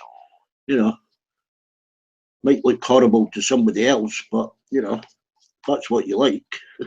Why not? Yeah, can you imagine Sean sitting down with me and watching me eat brisket? Because it looks like brisket is the part of the cow that's the chest, and you smoke it for like 8 hours. So when it comes out of the smoker, eight to 12 hours. When it comes out of the smoker, it's like black charcoal, and Sean would be like, "Oh my god, that smells horrible. Why are you eating that?" Yeah, I mean, she eats in that pub that she goes into. I don't think she's any problem, sitting with people that does eat meat. I think it's just her own personal thing that she won't, you know. Right, right. It's like Petra. She doesn't even like anybody talking about, what they eat animal wise. Uh, I've been tempted to talk about rabbit, sending the dogs after rabbits and stuff when she's here, but I've got to bite my lip, She'd be pissed off if she know what we did to squirrels down here. I don't do it, but other people around do. They're like, "Hey, you want some of the squirrel?" No, man, I'm good. You go ahead. Yeah, yeah. A lot of people eat squirrel with. They're just too cute, man. Their little hands, their little nubs. I can't eat that. Well, yeah, that's the thing. People that when they eat lamb, there's a YouTube video where they're stopping people coming out of a supermarket and they say, "Do you eat lamb?" And they say, "Yeah." So they give them a small live lamb, and they go, "Oh no, no, no, no! I can't eat that." Well, you can eat it in a packet. What's the difference? They don't want the lamb. Yeah, I kind of have mixed feelings. I love meat, but there's a part of me that knows that it's kind of like the marijuana. My desire for marijuana brings it into this country, and my desire for red meat and chicken, is basically causing the senseless slaughter of hundreds of animals in my lifetime. Possibly thousands. And I'm just like, damn, because you don't kill a cow every time you eat a hamburger, but after 20,000 hamburgers, you've killed a couple cows. No, if it's a animal, you can't eat it. Only ugly ones like chickens and cows. Now, I don't think I'd have a problem, from start to finish, cleaning a chicken. I think I could do it. Like a fish, I could probably gut a fish and eat it. Oh, I've gutted fish. I've broken chickens' necks and plucked and gutted and plucked them. I've gutted and skinned and gutted rabbits and cooked them. I mean, if you're hungry enough, you'll do it. I don't know if I could do it to a squirrel though. I bet you would if you were hot starving. Yeah, yeah, I think I would. I think I would. I know I would. I got the perfect gun for it.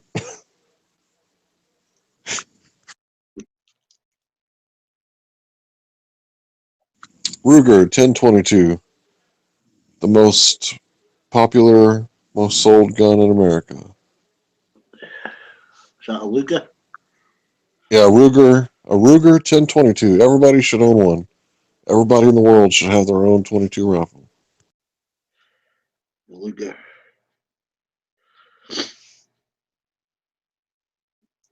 Yeah. Yeah, mine. It's the takedown version, so you can break it in half and put it in a satchel and carry it on your backpack, and it doesn't look like a gun.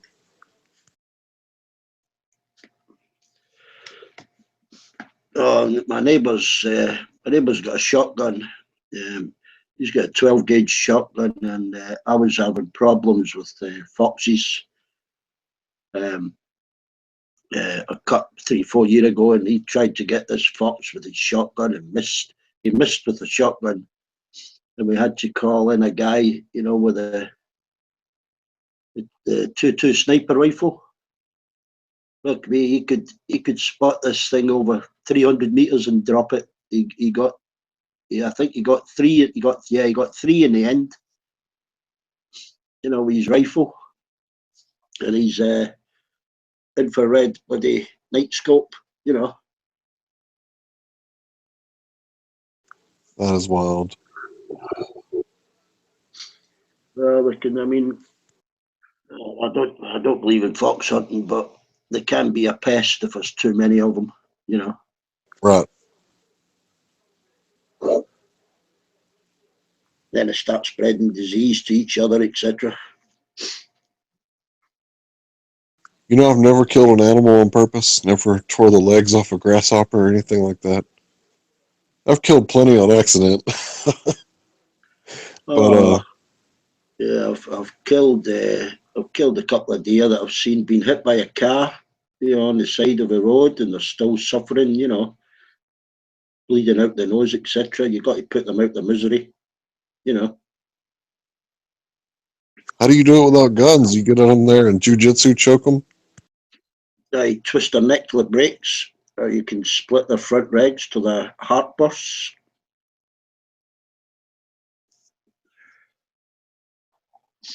Yeah, you can feel it. You can feel their neck breaking.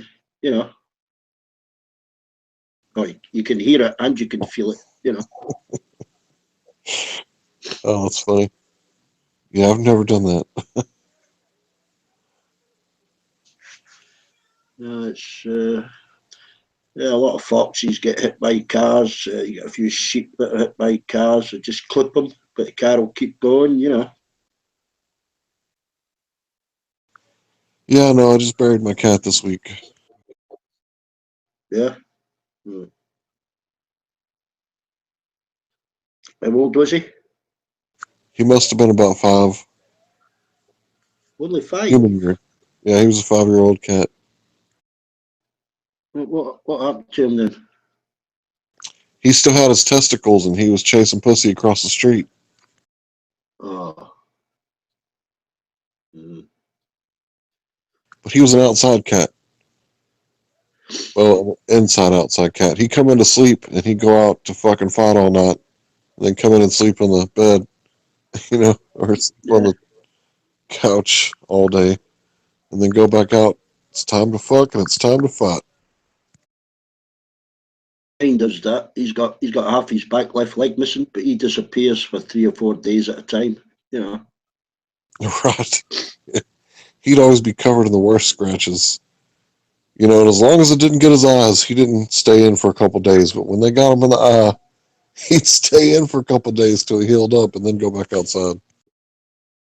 Yeah. Yeah, I mean, I know when mine's came back, when I go out the side door, there's usually a seagull left there for me with its head missing, you know. Is that what your cat does? Hunts birds? That's fucking awesome. Oh, yeah. For some reason, well, I mean, he must get other birds, but for some reason, he's got a thing about bringing a seagull back, and the fucking feathers are all over the place.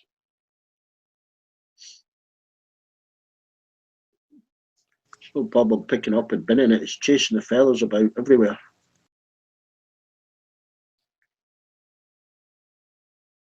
I know one thing. I have not bought a mouse trap or any kind of anti-rodent stuff in a long time, other than cat food.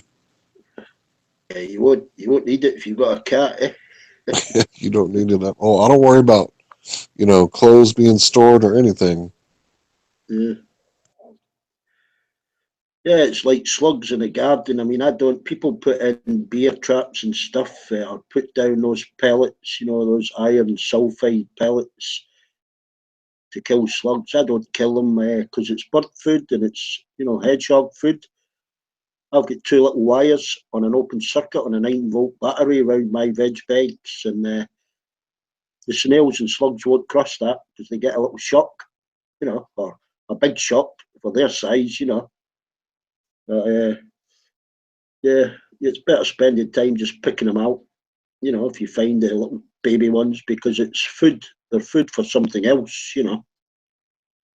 Right. Those little beer traps and stuff, they trap other insects that are beneficial to your plants. You better just keeping the slugs off. At this point in my life, I would much rather eat an apple, take a bite out, and have half a worm sitting in that apple than to eat all the GMO pesticide bullshit that they put on it now, spraying our food with hazmat suits. I'd rather just eat a worm. How bad can it be? Yeah, I don't.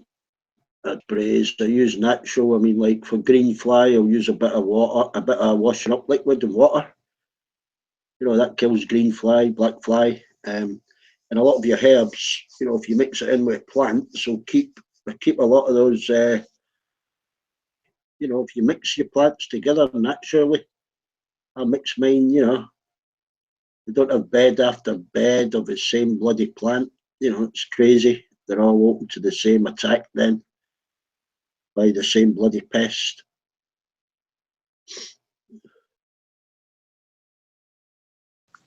Yeah, It's a problem. oh, sorry. Now go on out.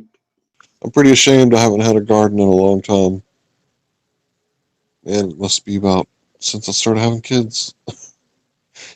And, I've never really taught my kids to garden, so Yeah. maybe I can be better than the public school system and teach them how to grow some shit. Yeah, I've lived in a high-rise flat. I was on the 17th floor. I was in that flat for a bloody year. It was like a pigeon box.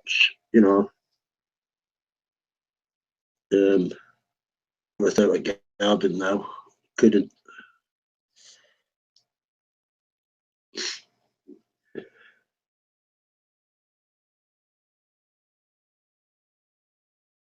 I mean, even where there's limited space, instead of having these pointed roof, if it's just a slightly angled, flattish roof, they could have a insulation with some plants on your roof. It's not a bad idea. We should all be doing Oh, it. You know, yeah, a lot of nutrients the is in the plants more than the meat. yeah, yeah, yeah. A lot of the petrol stations here, the new ones, have got to over the top of them. They've got to be. They're more or less underground, and all you see above them now are the street lights. That lead to them. That's weird. Well, just local bylaws. I mean, the bylaws here, these big neon signs, for the superstores, they're limiting the size of those. I can't remember what it is, but the big well-known names like Curry's and Comet and Tesco. They've got to limit the size of their neon signs. They've got to be out. They've got to turn them off. By I think it's 10:30 at night. They can't be on all night. And the buildings can't stick out now. They've got to colour coordinate the buildings and then screen them off with trees or hedgerows so that they can't be seen from a distance. That's weird. These retail parks now, they're a bloody eyesore, aren't they, at night time? With all the signs and what have you. They're open 24 hours. Just, especially if you got a big yellow building or a big red building, stuck out in the middle of fields and trees. Yeah. Here in Texas, we don't, well, I can't say all, but most of us don't have basements. So when we hear about Northerners and other people talking about in their basements, it's hard for us to think about it, But to think about a store being in the basement, it's weird. Well, you get plenty of space, yeah. Yeah, I guess you're right. Here in Texas, we got plenty of motherfucking space. Yeah, it's like the roads, when you see your housing and the roads in between, you've got like a road that's 30 metres fucking wide and a sidewalk that's 2 metres wide on each side. I mean, the road that passes me is like two cars couldn't pass on it at the same time. Somebody would have to reverse to a pulling. It's only about 11 foot wide, enough to accommodate a bus. Yeah, in island states, I guess your country is kind of an island. So yeah, I guess I would see why they would build down and build up because they can't build sideways, like New York or New Jersey or Yeah. Rhode Island or some shit. I like in Germany where they've got those multi-story car parks where it's all automated. Bottom and a robot parks your car. It's like 20 stories of cars, and when you go pick it up again, it's like a forklift kind of scenario. Your car from 40 meters in the air and brings it down for you. I had no idea. What are those called? I gotta look that up. Just the automated parking. Automated parking. Fuck yeah. It takes your car away and it stacks it, like a warehouse effect. Then it brings it back when you come and pick it up again. It's just a lot utilising the space a lot more. You don't need, there's no drive ramps up to every floor because it's done by a robot in each car.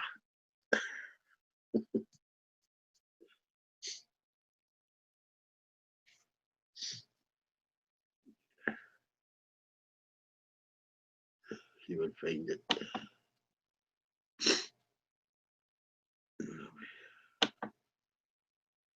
Oh, be happy.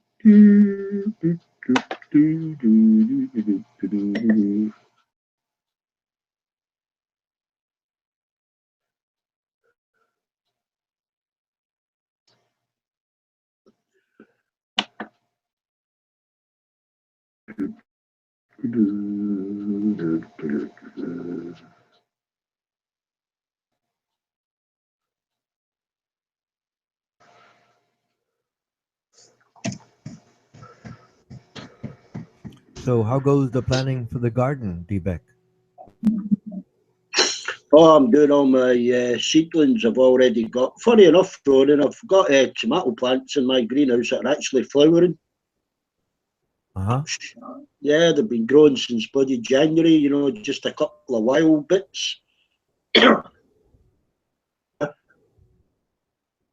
No, I'm not familiar with the topography there.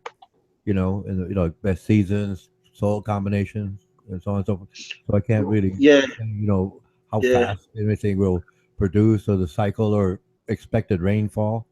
I can't fathom it. Well, I don't have enough information.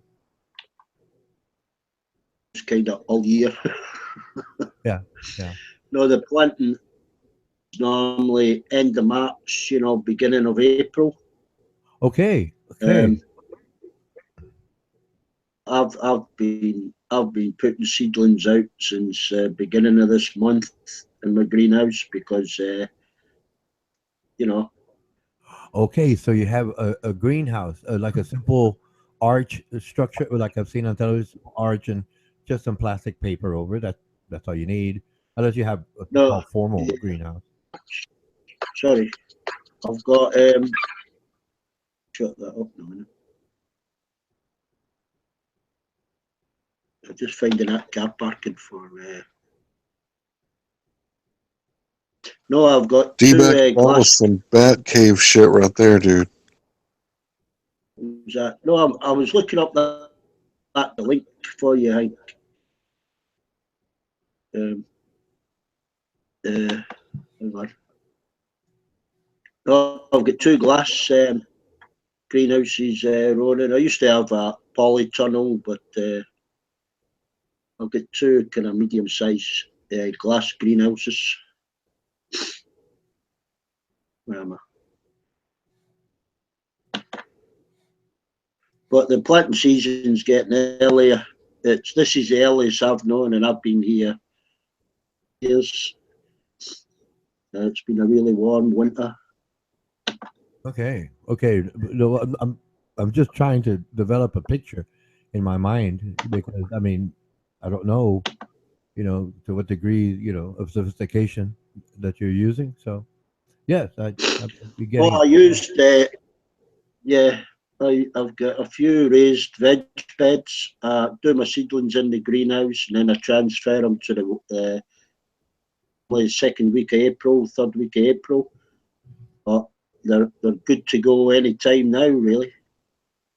So I think this season I'll have gained 4 or 5 weeks, early, and it'll probably extend by 2 or 3, 4 weeks as well. Okay. I'm getting an idea. Yeah, I posted that car parking thing in the side chat there, Hank. I can't view the side chat. You'll have to post it in the group chat, please. What you mean in this room, in the panel? No, not on the panel. I can see it if it's in the group chat, the Hangouts chat.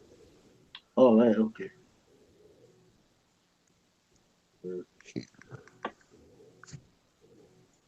There's quite a few of them, actually. Hang out, right, I'll put it hang out.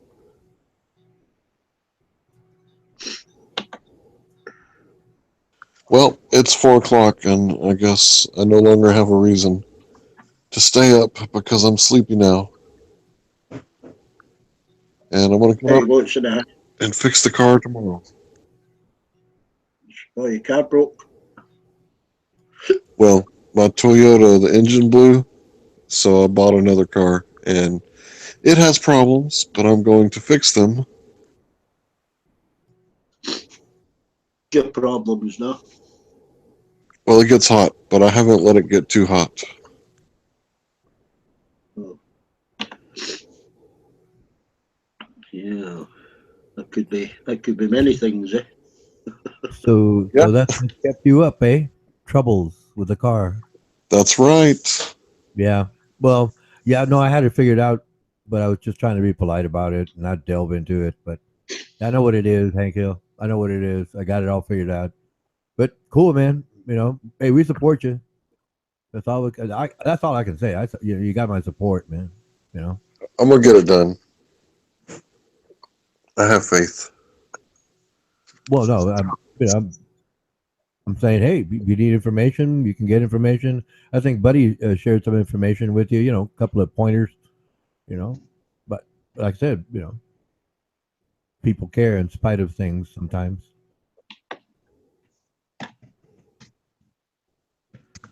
Well, thanks, guys. I appreciate that. I am gonna try to catch some Z's now. Hopefully, they're not gonna be hard to catch. As always, D-Back, it's been a pleasure. Catch you later, right? It's always fun. Thank you. Take care, please. All right. Same to you. It's been a pleasure, Ron. Peace out. Peace. Snoopers, I'll tell you. I always think he's talking about pie. Key lime pie, to be exact. I haven't seen. Has Lyserge been on? No, I think you crashed him. He's crashed so much, lately. I think the insomnia was overwhelmed by just being completely exhausted from facing us. It's funny. We're onto him. It's like I told him, hey, we're onto you. It's just like, hey, going through the paces here, okay, And he goes to something, and somebody calls him out. Something else, somebody else calls him out.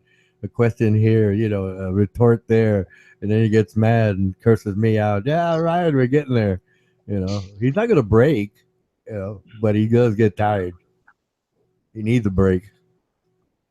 Yeah, I thought he was doing okay on text, but then he came into voice. That was his big mistake.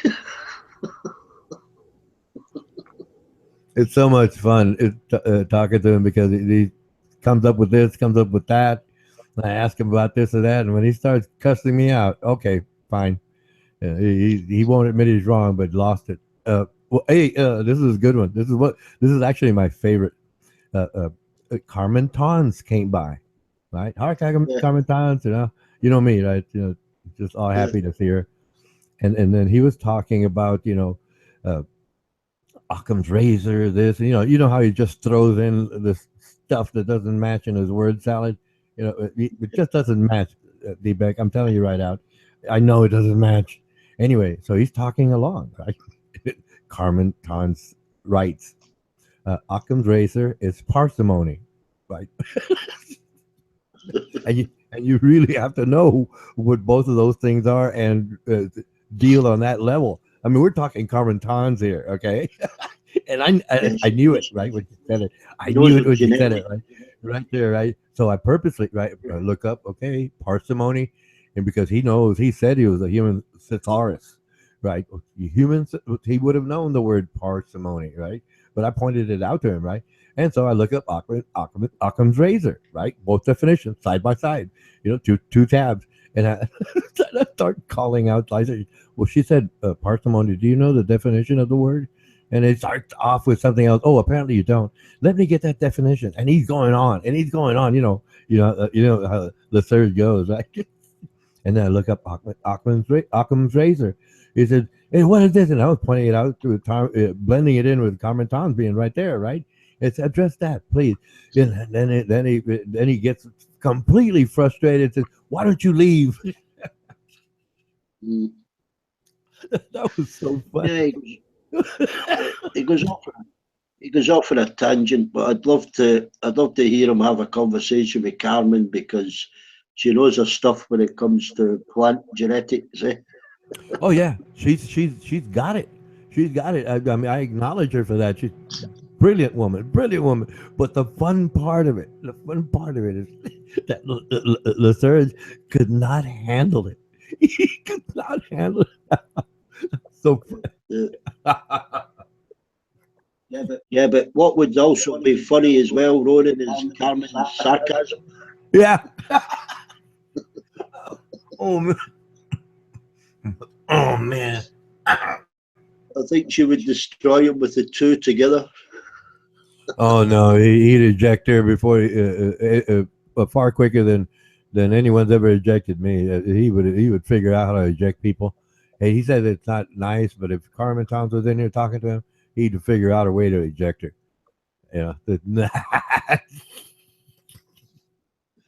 Oh man, just the Uh, thought of it is hilarious. It's hilarious to think about that. we were trying to add him yesterday when Pamey was in because I knew it'd be funny if both of them were on the panel at Yeah. each other.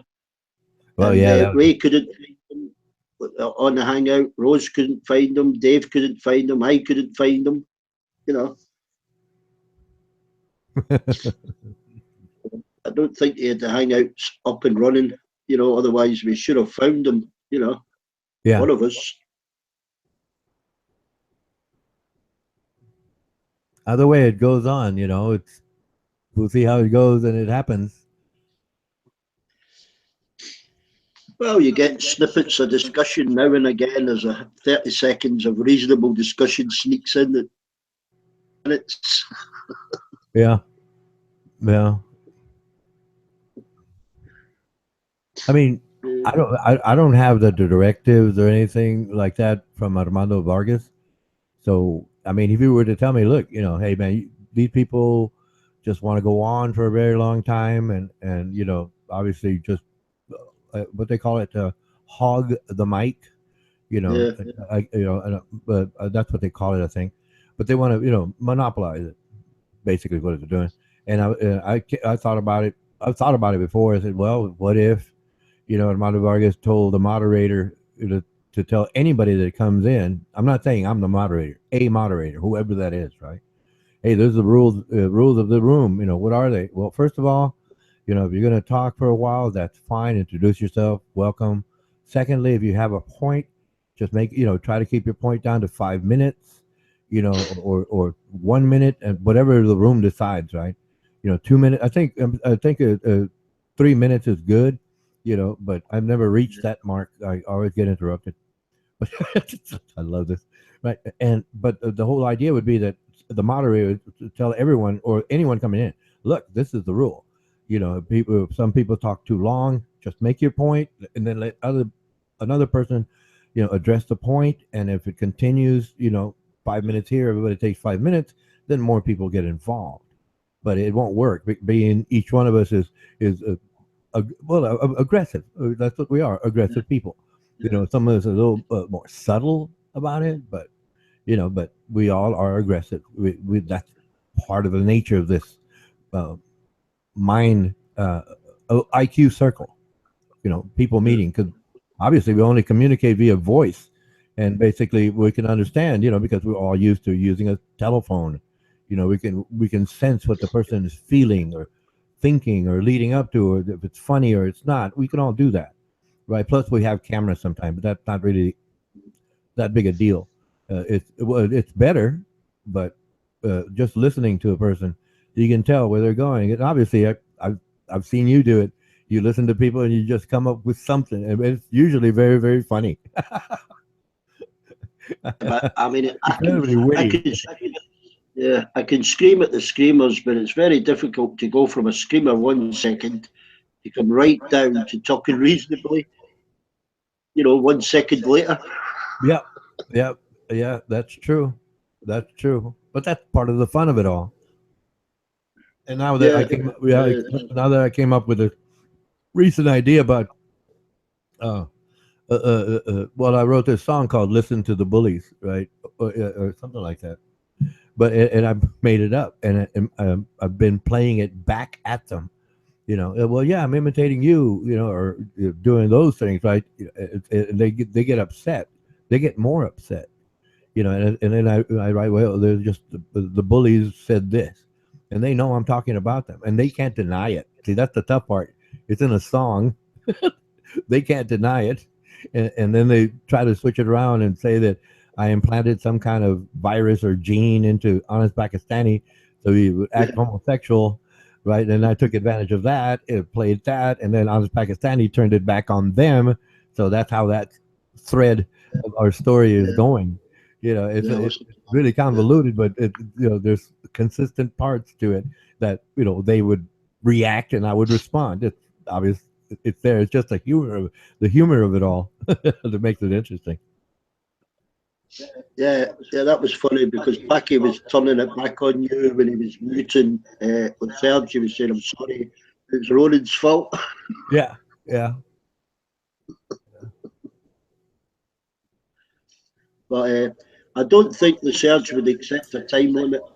Like you say, if everybody got 2 minutes and somebody didn't want to contribute, they could say, I pass. I've got no interest in commenting on this, and they pass. You go to the next one, and you give everybody a chance. Well, if there was 6 on the panel, that would mean if Research was at the end, they would have to wait 12 minutes if everybody used their 2 minutes. I don't think he's that patient. No, I thought you were losing your mind there for a moment, even coming up with the idea. No, there's no way he's gonna do. No, but he's always complaining, about people talking too long, and he's the one that's talking too long. It's like, really, I think the man is not familiar with a mirror. I'm serious. No. he's never wanted to look at himself. Obviously, part of it is in jest, obviously, but he's not wanting to. Hey, look, I mean, doggone it. I mean, you talk and you keep talking, and it's like, okay, stop at a point so we can ask you a question about something. Well, I mean, I found it interesting his comment to you when you interrupted. You said, "Well, I'll interrupt you if you interrupt me because you interrupted me." To you, Yeah. the reason you interrupted me, the reason I interrupted you is because I disagreed with you. Well, if you're going to interrupt somebody for disagreeing with you, you're going to interrupt people all the time. Oh no. My approach is, wait a minute. These are the facts, and you got something wrong here, and then they get mad. Because I'm not doing it to try to dominate the conversation and change course here and jump to another topic because it's convenient for me, or I know a lot about it. Hey, stick to the topic, answer the questions, and then we can move on. The way it's going, they just want to blend more things in. I know myself. I know I'm very creative, and I paint a picture and then I make the point. Boom. I could get to it much quicker if it wasn't interrupted. But I'm making a point. I know I'm making a point, right? And they get mad about it. So here we go. Time goes on and we enjoy it as we go. No, it's just the stark contradiction in what he said. He said, "There you go, you won't let me finish. The reason I interrupted you is because I'm disagreeing with you." It's it's Yeah. such a stark contradiction. Right. Yeah. It's, now that you pointed out, yes. That tickles. But he does that all the time. He says, "You're interrupting me again." To you, he's saying Yeah. that to you after Yeah. he's interrupted you by disagreeing with you. Yeah. Yeah. That's the other reason. No, no, I mean, it's like I told Armando Vargas, I couldn't figure out why I was so curious about continuing this hangout idea, right? And then it dawned on me, it's like, wait a minute, I learned so much about myself. I've never talked to anyone at length about topic X, Y, Z, or from A to Z, Alpha, Omega, whatever. I never had that opportunity. Obviously, I was always working, doing things, focused on whatever I was doing, but it didn't involve, chatting with a lot of people. And then I came into this idea via Armando Vargas, so he's the one to blame. And I said, oh, okay, let me see what goes. And then I became familiar and comfortable with the mic. Now we're at this point here, and well, we got these stories, we have to, address, and it basically covers everything in humanity and life and whatever, which is great, and I'm interested in chatting about all of it. But I have these issues with some people who do not know what they're talking about. So I'm going to interrupt them. Well, there's another problem, Ronan. You might be discussing something with research and you might be giving each other equal and fair time, but I might want to talk to someone else about something completely different. So I would have to say, right, you've got a time limit on your discussion, and then we have to have a time limit on what we want to discuss, and then that complicates it even more. No, okay, time out. I think you touched on something that's very, very fair. Let's say you come in and well, someone you want to chat with about something, right? Another person is in here, right? And you want to chat with, you come up with something that you want to chat about, right? And let's say, for example, the surgeon and I are battling it out, and it takes time. It takes time, yes. But see, the whole idea, now that you mention it, and I was gonna, well, I'll try to remember it.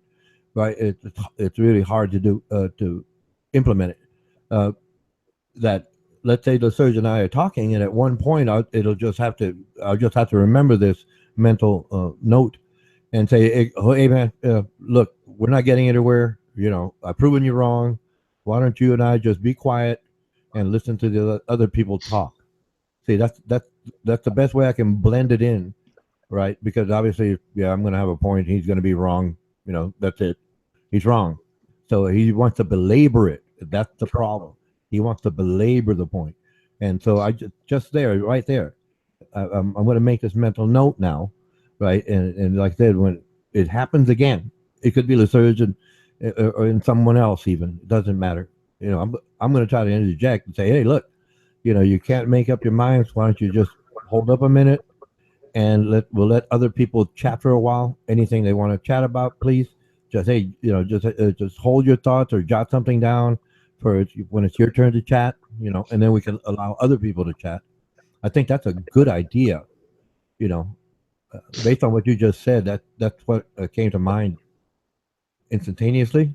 So I'm thinking, yeah, I think I would implement that and well, then tell Armando Vargas about it. You know what I mean? Because he's not going to be here, and other people can just, you know, enjoy chatting. We get the two combatants, if you will. Well, they just hey, you better just give it a rest for a while because someone else's turn to chat. Why don't you go to text chat or start your own hangout? But everybody takes a turn here. Yeah, I see it. I see no point in for example, I want to chat or listen to Hassam, right? And these other guys are going at it, and he enters the room, and I want to say hello, Hassam. How's it going? And then they get mad at me for just wanting to welcome For saying hello. the lad, Yeah. right? And I want to hear what he has to Yeah. say because he's got a completely different angle on what we already understand about each other, right? And I'm thinking, man, and it's a lot of times, at least two times that I recall vividly, he comes in and he's listening to everybody. I'm listening to everybody, and he drops out. And I think, man, and he doesn't have that kind of time. He just like makes time in between classes and studies or whatever he's doing, making dinner, I guess, right? And he does that, and I realize that, and it's like, but he keeps dropping out because he's got just that small window, 15, 20 minutes, but he wants to enjoy Yeah. the company of the room. And I see, like I said, I when you mentioned it, yeah, oh, wait a minute, that's the point.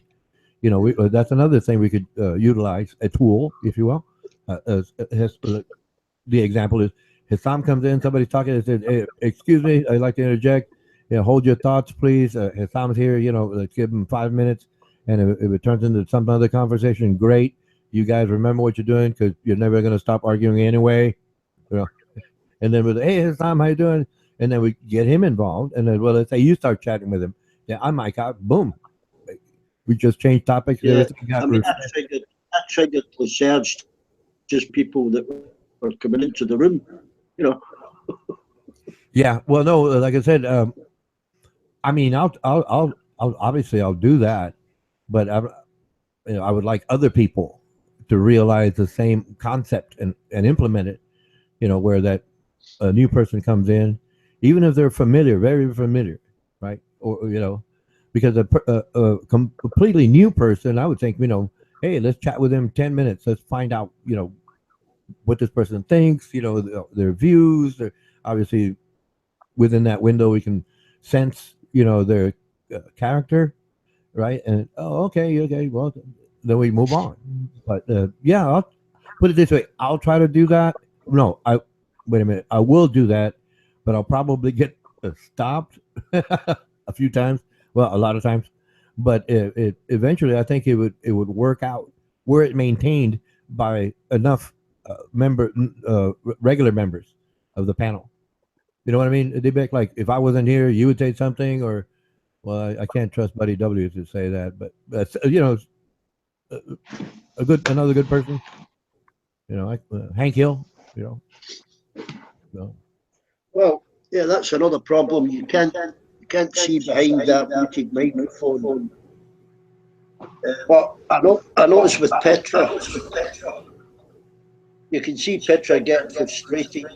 As she stares at the camera and she wants to talk about her music, and she ends up texting on a stream. And eventually she gets that pissed off, she just screams. well, yeah, but that I mean, yeah, I know we have to allow for differences in character, but Petra would be in the same so-called category as the Surge or anybody who wants to manipulate, monopolize the mic, and just go on for 20 minutes. And I sense that Petra's just herself. She's not trying to make it up. She's just being herself.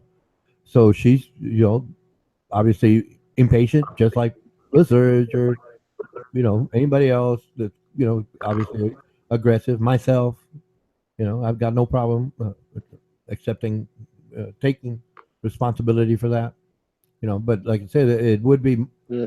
fair, it would be fair to all, especially like I said, someone relatively new comes in. Hey, how you doing, Hassam? Cool. Chat with him a little bit. If he wants, hey, I just want to listen. Okay, you want to listen? Cool. Let's go on. Everybody else, start yelling.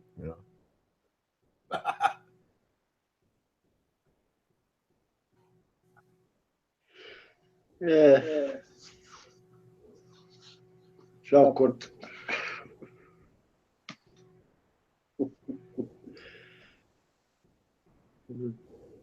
Well, I mean, that happens. That happens in a social, really.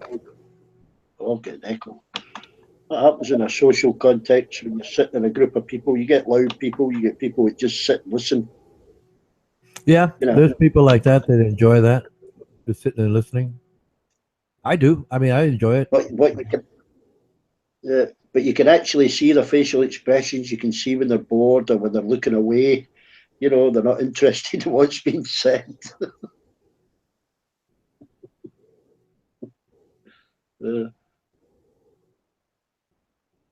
That's why I only notice it. And maybe Petra or Future Boy, you can see them getting frustrated, and eventually they'll just say something stupid, Yeah.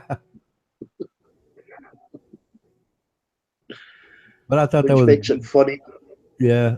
I thought that was a good jam that one night when he fell asleep in the chair there and giving us that rhythmic snore, and we started jamming over it. That was cool. Yeah, I was hoping he'd fall off his chair.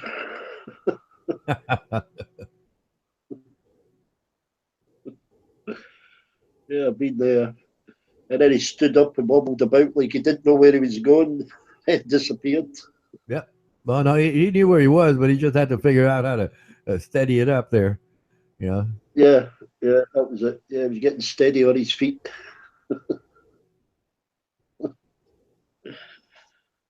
Uh, Packy did it as well. He fell asleep snoring, Yep. and Yep. then he woke up. He woke Yep. up. Somebody muted. I think I muted him, and he woke up, unmuted himself, and then fell asleep again. Right. And then I kind of heard him like rolling over and stuff, so I muted him, so he didn't come back. And Armando Vargas fell out. Yeah, I noticed that. He wasn't sniped, was he? No, he wasn't sniped. He's dropped out himself, I think. Huh. That's strange. Unless he's adding another ID. I don't know how long this stream's been running. Do you know how long this stream's been? I got this one is at the 3 hour mark, so it's 3+ hours. Oh, Or maybe. no, three. Wait a minute. It starts at 1 and goes to 1, so it's less than. Yeah, it's around the 3 hour mark. Yes. One, then after. Finish that hangout page. I That's think he after. just Yeah, it's dropped after himself 3 hours. out. Yeah. He's not been kicked out. No, we wasn't kicked out. He might be. Well, it would be 5:20 a.m. where he's at right now. Yeah. So what he might be doing is he got up, dropped out. He's going to start another screen, go to work, catch up with it there. All right. If it's his normal pattern, you know. If he's just waking up. Yeah. No, yeah, but we'll find out if the actual feed on YouTube goes out, or if he posts Yeah. a new link. What normally happens is this stream will go dead. That live icon will go go off air. Next stream finishes about, I don't know, 2-3 minutes later. Right, right. I think you're allowed another, 30 or 40 messages on the text stream after it goes off air, and then it shuts down, something like that,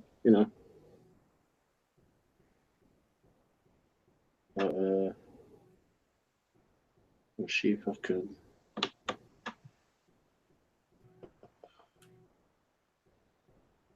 Oops. Excuse me a moment. I'm going to go get something to drink, please. Okay, Ronan.